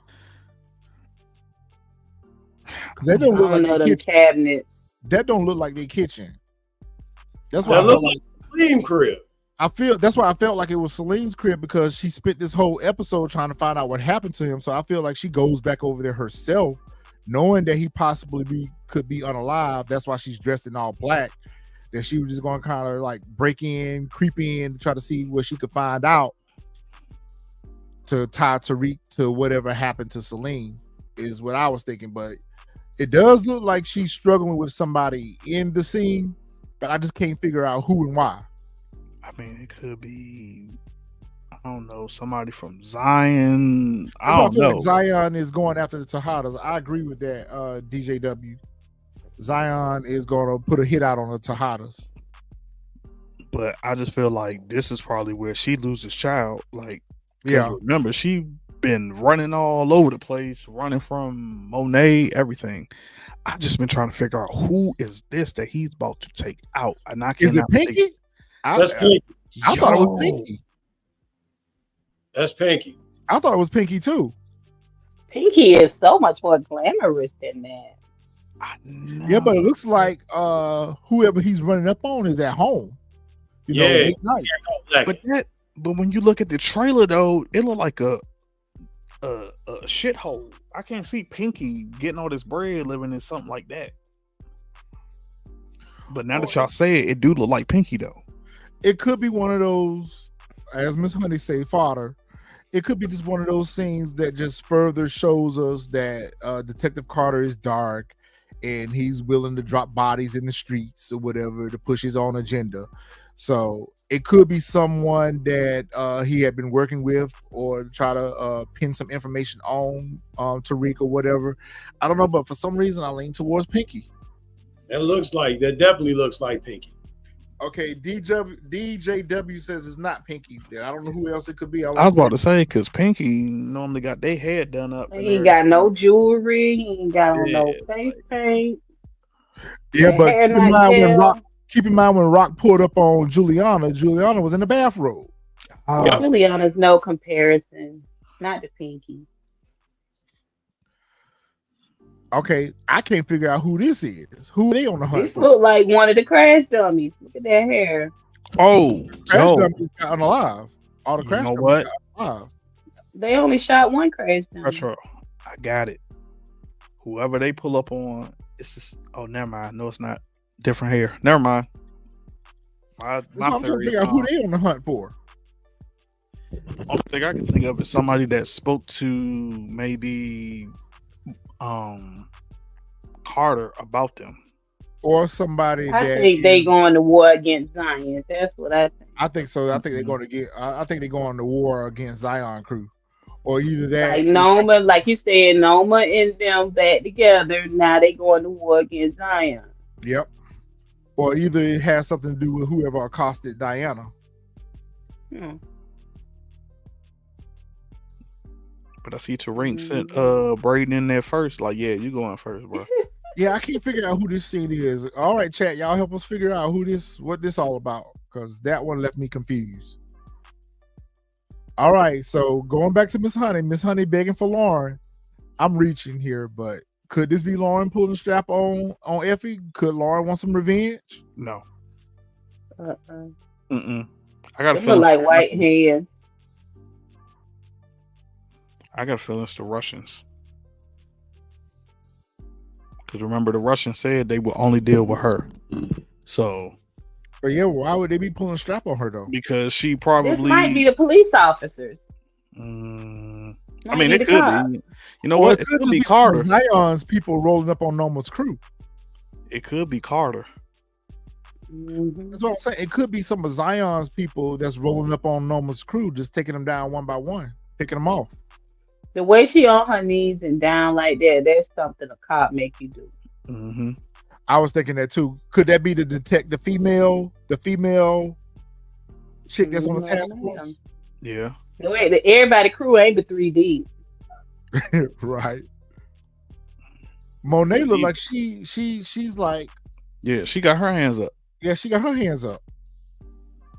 So I think this is the and they're all dressed in all black.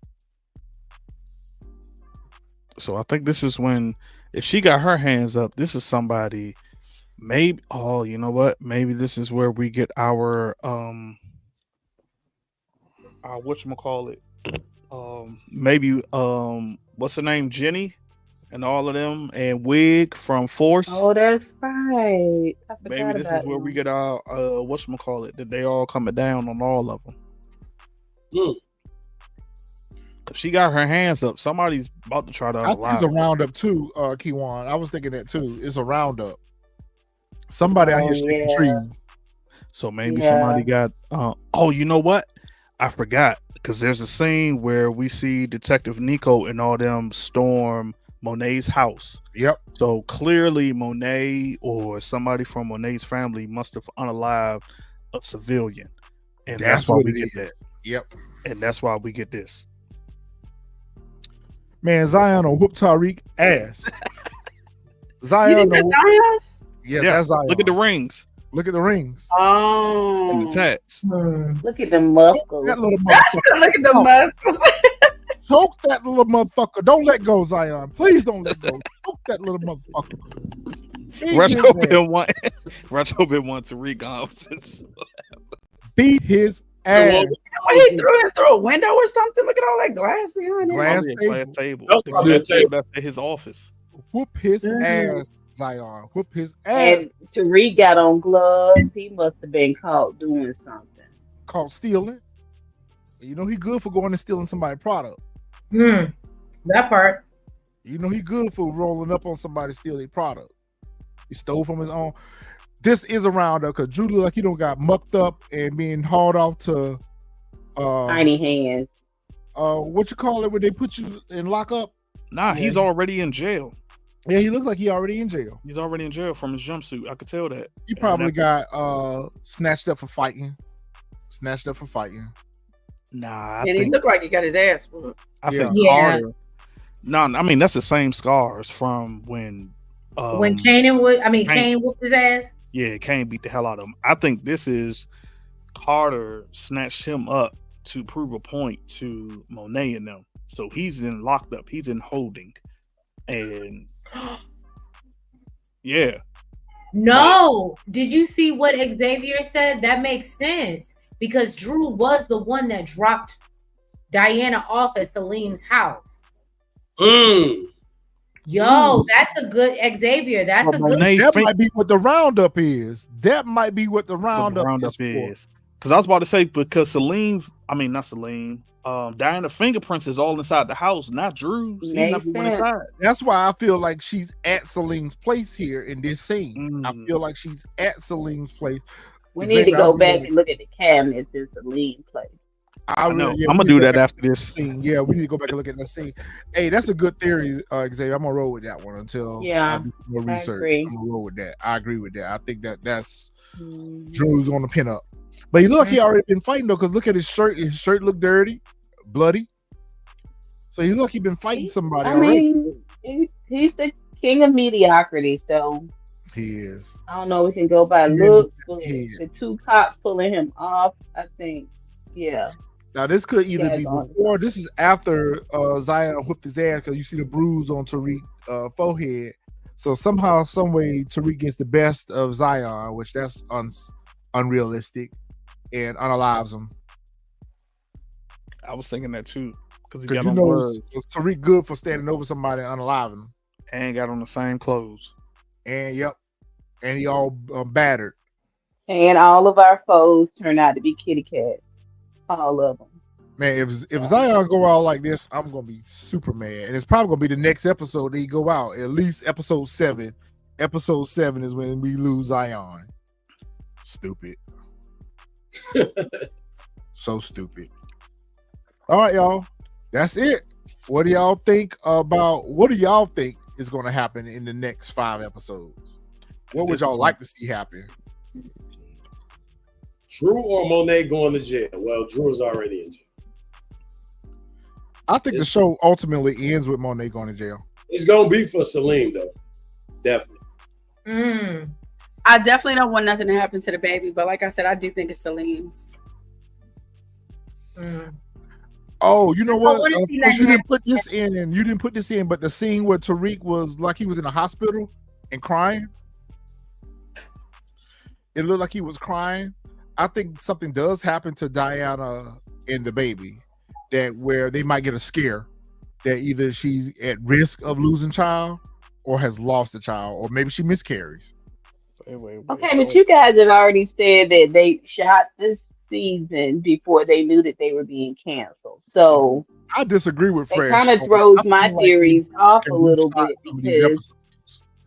because what they've done, they just did it. So I don't know if the end of the season is gonna look like it's the end of the show because they didn't even know. I disagree with Fresh on that. I feel like they went back and reshot some of these episodes, at least the last part.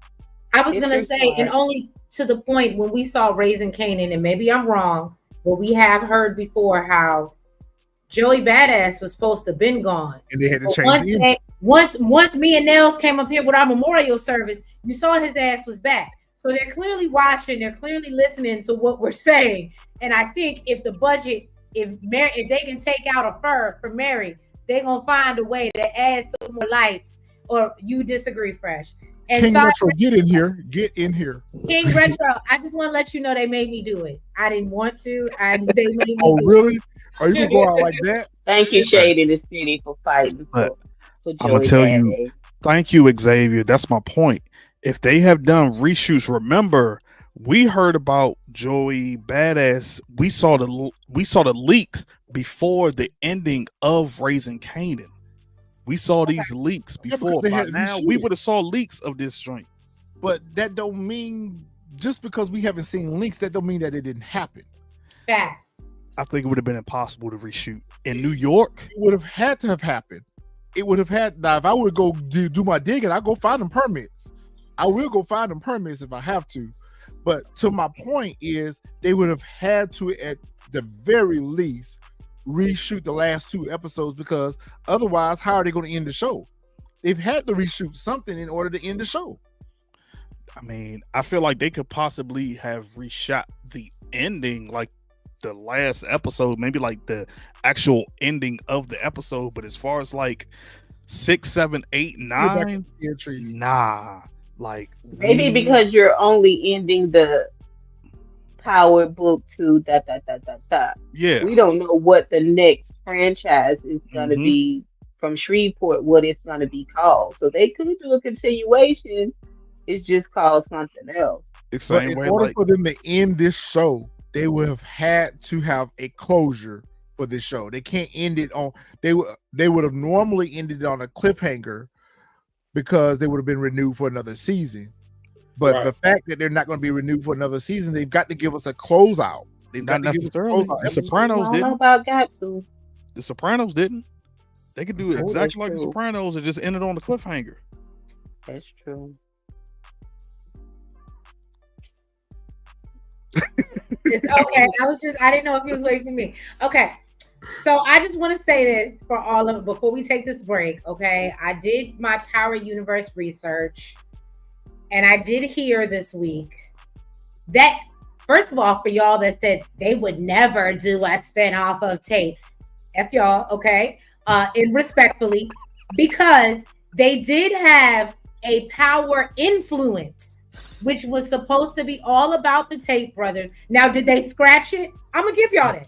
They scratched it. So I will refrain from moving forward. I will refrain from bringing up Tate having his own franchise, because I already know for a fact that it has been scratched. Thank you, Nels.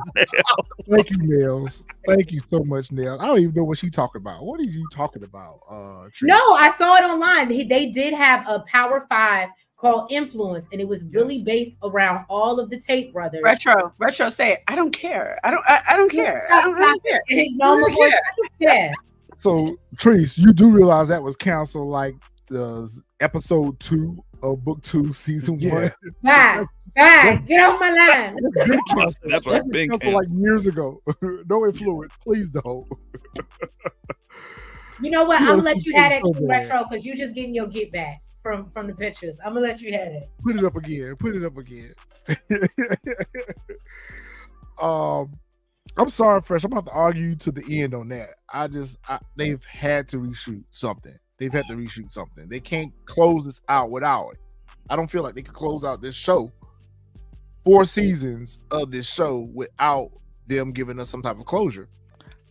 I understand. Then again, this lazy ass writing we got, I mean, I understand what you're saying, but I think, like I said, they didn't know, and then they decided, and now, like I said, we just saw Tommy's character who did the whole video. Me and the writers decided to close Tommy's chapter in Chicago. I don't think Force is closing the chapter in Chicago. I think that's where we're about to get our spinoff at. Like, yeah, he's leaving Chicago, but Force is not ending. We're about to get ready to get a whole spinoff, because that's why he specifically said Tommy's closure is coming in Chicago, because originally he was supposed to go to LA.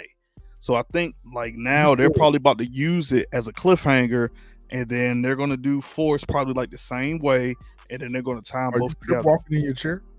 I'm crip walking in my chair because he about to be. They not like us. They not like us. Can you see Tommy crip walking? I can see it. They not like us. And we're out of LA. I understand that, but I also feel like that's the purpose of giving us this 2-month wait. Is that I don't think that they're going to reshoot all 5 episodes. I think episode 5, 6, 7, maybe even 8 are the same. I think episode 9 and 10 is what they're working on. And keep in mind, we got 2 months to receive leaks. So just because we haven't seen leaks now doesn't mean that we're not going to get them in the future. Right. I mean, that's true. I just love how you guys are always so hopeful. I think even Xavier, like, he's super optimistic about a lot of stuff too. Like, it's you guys are true fans, right? I love it. But I think we can just scrap Power Book 2 Ghost. I think we can scrap it. I don't think they're putting anything else into that because it is ending. And all of that new content, all of these great ideas, all of that writing, I think they're going to put it into where 50 Cent is taking this franchise. I think they just try to stretch it, stars are stretching it out to get as much as they can from it. Same thing with Force. But I think it's what they invest in book 2, they've already done it. And that's why we're getting these really lackluster moments. Well, never mind the fact that this episode right here was underwhelming. It should not have been the mid-season finale. I do think that episode 6 is going to be a banger. And that's crazy because episode 6 should have been our mid-season finale. But I do think that episode 6 is going to come back real hard, just like episode 1 did to start the season off. I think the second half of the season, they're going to start it off hard and they're going to finish up nice and smooth. Yeah. I mean, we needed these 2 months, though, to just forget about how bad the first 5 episodes are. Yeah. We also, like, to build up the anticipation. Even though we're content creators all ourselves, but we just going to have to prepare ourselves for the next 2 months of all these theory videos that are going to be out over YouTube about Ghost coming back and all this other stuff that's going to happen. We may Monet's going to unalive everybody. Yeah, I definitely 100% think they listen to these content creators. Yeah, yeah, because it's crazy though. Because like from one episode to the next, we literally see the things that we predict. So we see it in the writing, and we just have to wonder, how much of this is, they shoot multiple scenes, they shoot multiple endings, they shoot multiple stuff in advance anyway. So I just wonder how much of this do they go back and they re-edit and they say, okay, hey, we're going to change the direction of this story. They shoot alternate versions of these episodes. So I just wonder how much of it is actually already prepared already, and all they're going to do is just change up the editing. But my prediction is Monet goes to jail. Tasha gets unalived. Diana has either complications with child or loses child. And Tariq ends up going to jail at the end of the show. That's my prediction. Tariq is on the run. I agree with everything else. I'm with Judd. Well, Tariq was already on the run this part of the season.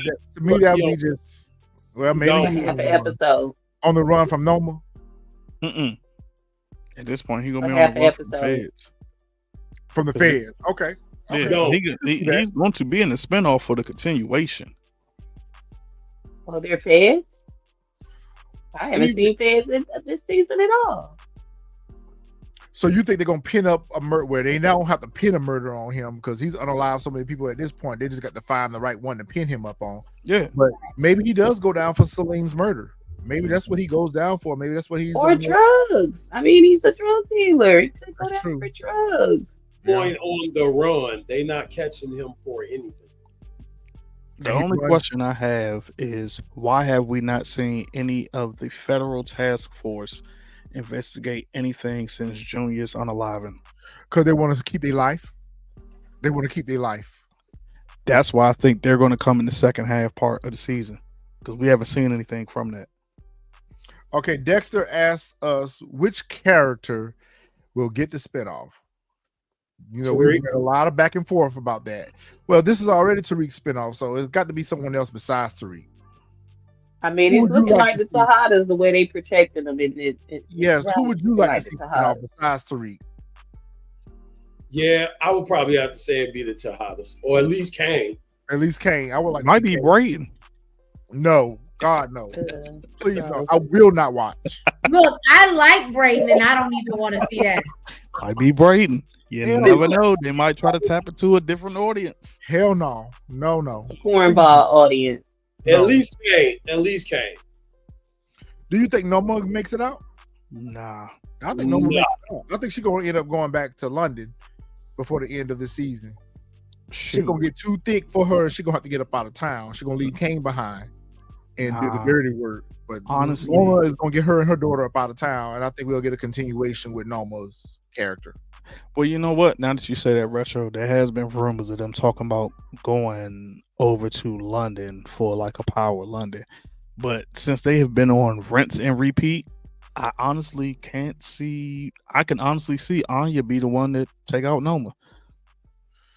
So Cubstar, yes, I do not like Tasha's character, but all seriousness though, from a writing standpoint, what is her character useful for at this point? I mean, she's a scared cat. She's held up in witness protection. It doesn't even make sense why she's even in witness protection. They're investigating her son for predicate crimes, murders, drug dealing, but yet his mama is in witness protection. Like, they have really underused Tasha's character so much it's time for her to go. Like, there's just no more purpose. I mean, but if she never comes back, would we notice? Yeah, I mean, it's not that I hate her character so much. I just hate what they've done with her character. But remember, he made that agreement with what's her name? What's the lawyer's name? Tamika. Yeah, he made that agreement with Tamika, so that's how she ended up getting in WITSEC. Yeah, but Tasha's committed crimes since she's been in WITSEC. It's unrealistic that why she would still be in witness protection. I mean, yeah, but they don't know. They just looked at it as that Tommy was trying to take her out since she came up there to the whatchamacallit house and took everybody out. I agree with that. Well, Tommy made up though, right?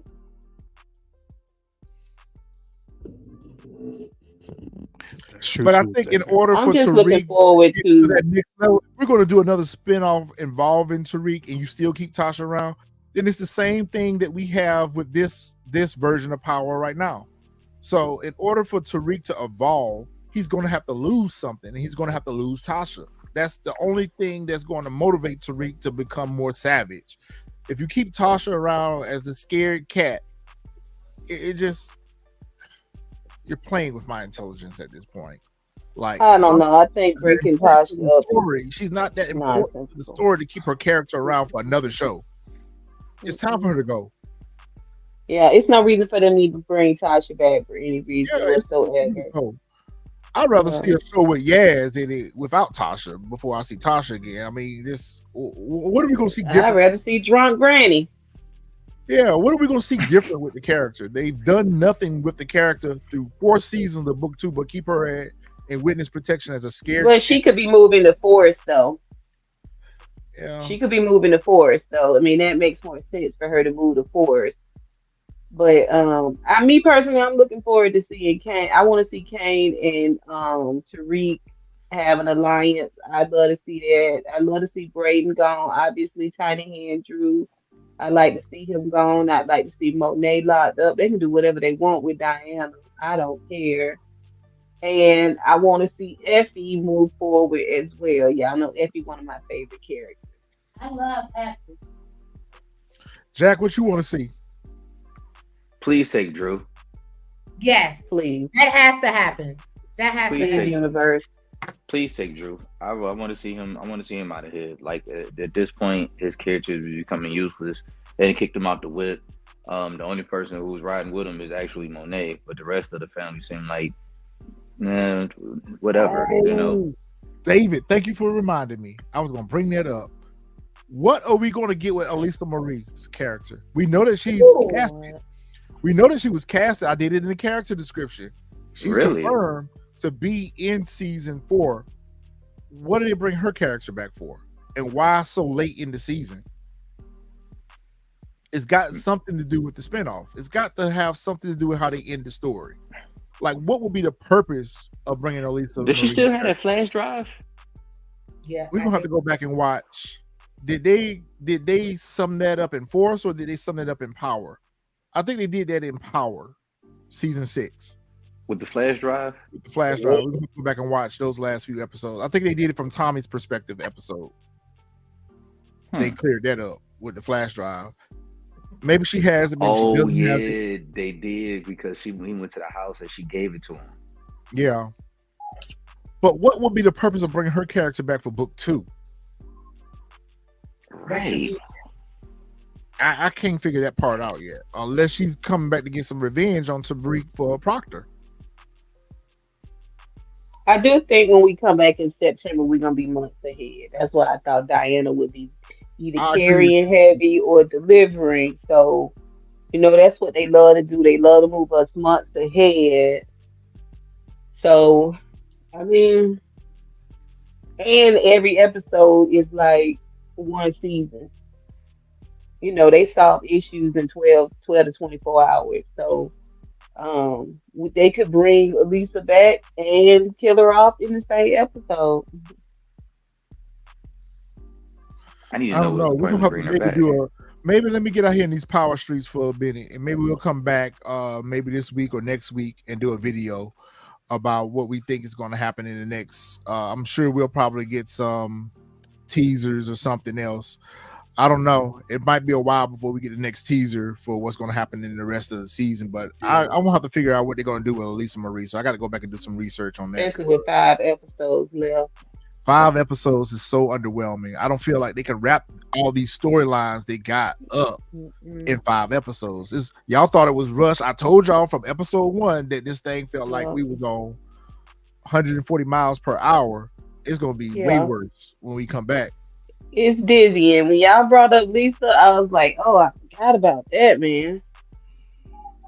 I can see that the way they ended this. I could see them accelerating a couple of months for the second half of the season. They probably will. That's why I think they're gonna move this whole thing over to a new show. Yep. Because they can't complete it. They can't complete it in this season. They can't. So they gotta be moving it to the next franchise. Yeah, because there's too many characters, there's too many story arcs that's open. Tate's storyline is open. The whole situation with Tariq and Weston Holdings and losing the inheritance, that's open. Please don't give her hope. Don't give her hope. Oh my God. I already made my disclaimer that I said it wasn't coming back. I know. Okay. I mean, I don't want got you. that glimmer in your eye, though. That's that glimmer. Sure did. She lit it up. She lit it up like a Christmas She did tree. light up like a Christmas You know how they Yes, say I it's do. a chance in a Go watch million. them in Michael You Jackson like, production so it vid. is Very a corny. That's where you chance. gonna see Tay that again. I will. You I go over will. to Netflix and watch some old 80s movies, girl. I You will get say the this pick though. I there. will be kind of disappointed if they don't give. Uh-oh. Retro froze. I think he did freeze. Yep. You froze. Take With his shirt saying poo. What'd you say, Retro? Because you froze up. His shirt saying Oh, sorry. I was saying that I would be a little bit disappointed if they didn't give us closure with Tate's story. I can see it. I can see it. I can see them not giving us closure. Or him going to jail. I can for them green cards or something. Taking this in a political seat. That's crazy that the green cards was the biggest crime this season. So I mean, what? I'm so sick and tired of these goddamn green cards, yo. Like, of all. Xavier, we have never seen them in spring clothes, so you can might as well get that out your mind right now. Hey, this too. How many you see them in spring clothes? That's a good question, Cub Star. I mean, it depends on what's on that flash drive, though. Dang, Retro looking crazy right now. Up. Yo, that's crazy. He must be having a thunderstorm because that's the only time Retro internet access. Yeah, it's storming here. Ah, okay. So that makes sense. That's probably why he's having a whole internet situation because he never has an internet situation. But yeah, Cup Star, it just depends on what's on there. But what Xavier said, I have a feeling that she's gonna come in. What's her name? Lisa Marie. Things that have happened. Y'all focusing on the.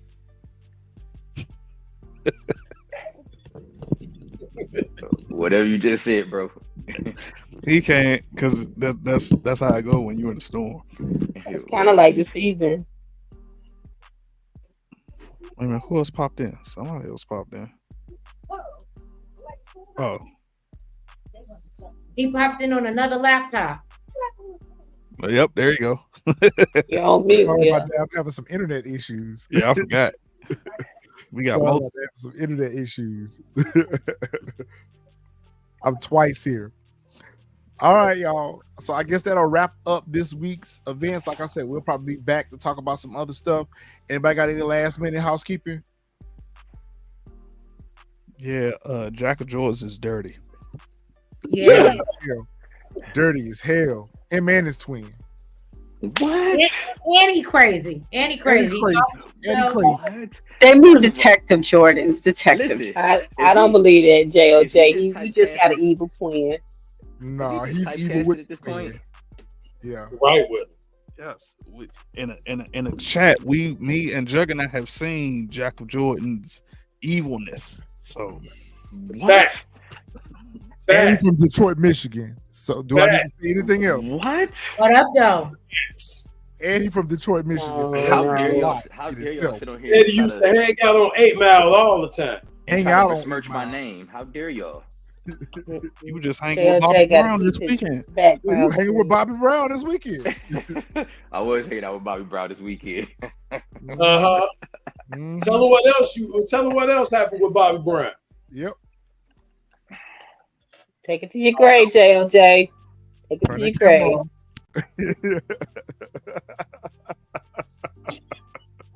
Look, right. I was gonna say, don't you be Ray J out here with the backpack. Y'all are too much. All right, y'all. We love you guys. We appreciate y'all coming through and checking us out. Y'all make sure y'all hit that like button on y'all way out. If you haven't subscribed to the channels, please make sure you subscribe to the channels on your way out. Drop y'all comments down so we can continue these conversations, and we'll figure out something to do next week. We'll be back. All right, fam. I guess that's it. Guys, enjoy your summer. Night. All right, we'll see you guys. Fresh is saying something, but we can't hear him. Oh, yeah, because you're muted. Oh, there you go. Retro, before you close out, we'll be back in August for Bel Air. Yeah, we'll definitely be back for Bel Air. So those of you who watch Bel Air, what season are we on in Bel Air? Is it 3? Is it 3? 3, I think. I think it's 3? the first season. Yo, any word on when P Valley coming back? Because we'll be back for P Valley whenever P Valley takes 20 years for them to produce a season. So aren't they doing a prequel or something like that? And that's like a documentary. No, it's supposed to be like a documentary. Please don't watch it. It's horrible. Nah, I'm not watching that. Yeah, nah. It's horrible. No. It's horrible. The fact that the strip club they decided to go to was Diamonds in Memphis. They should have came to ATL first, at least. They should have came to that's where they shoot at in ATL. They should have been to the Magic City. Magic City. Yeah, I was thinking the same thing. Miss Honey, they should have did Magic City. Right across the street from the Greyhound station. It's obvious. Yeah. To the Blue Flame. Blue Flame. Yeah. I mean, there's a lot of clubs they could have did in Atlanta, but the fact that they went maybe it's 2025. That's when it's coming back. 2025? Valley? Okay. Yeah, but the documentary I think that's what it was meant to be. Well, no. It's supposed to be different strip clubs that Uncle Clifford is going to. Well, the character that plays Uncle Clifford is going to different strip clubs in the South, and allowing them to tell their stories, the dancers and stuff to tell their stories. The first one that they chose was Diamonds of Memphis, but I was like, well, damn, why they didn't chose a group of clubs here in Atlanta that they should have did? Well, I'm with you because then that's when. How do you not go to King of Diamonds? Yeah, in Miami. Either that. I think it's just to keep interest in the show. Here in Atlanta, they shoot it at Tyler Perry Studios. I was like, well, that would have been an easy jump for them to go to a strip club in Atlanta before they would. Xavier said it's not about stripping. Oh well, I watched the documentary and it was about the dancers. Right. I was about to say I've never watched the episode of P Valley in my life, but every time I've seen clips, it's been about stripping. Go with the story. I just don't know where they're going to go with the story now. With Autumn, it's also about like the bottom and griminess and what people doing to be themselves, earn money. Yeah. Yeah, it's a Southern thing, really. A little bit of Bible Belt that comes with it as well. Yeah. There's hope for P Valley, but no, P Valley is shot in Atlanta. It's shot in Tyler Perry Studios in Atlanta. If you watch the end of it, it says Georgia. You know how they have a little Georgia. Oh yeah, the Georgia, whatchamacallit, made in Georgia. Made in Georgia, yeah. Yep. Mercedes is playing in a movie. I can't think of the name of the movie right now, but she got a movie. I think with she's like the head detective or something. I'll see if I can find it. But yeah, I just want to see the characters. The dude that played was the Down Low brother that Clifford was in love with. I haven't seen him on anything. Yeah, he's a good actor. I mean, I don't know what he's doing with the show. I thought he was on a Netflix or something. I thought he was doing a Netflix movie or something. I hope so. I mean, I think they're doing this documentary to keep interest in the show, but the actors are working. No, Chuckalisa is in Mississippi. It's based off a fictitious town in Mississippi. And can I tell y'all? We hope it come back in 2025. But Nikki Gilbert, I just watched the interview. She's still fighting for her money. So man, she lost the case. Give it up. She going back. Oh my God. Give it a rest. Lady, listen. Go and get your producer's credit on the show. We know that they should just work together.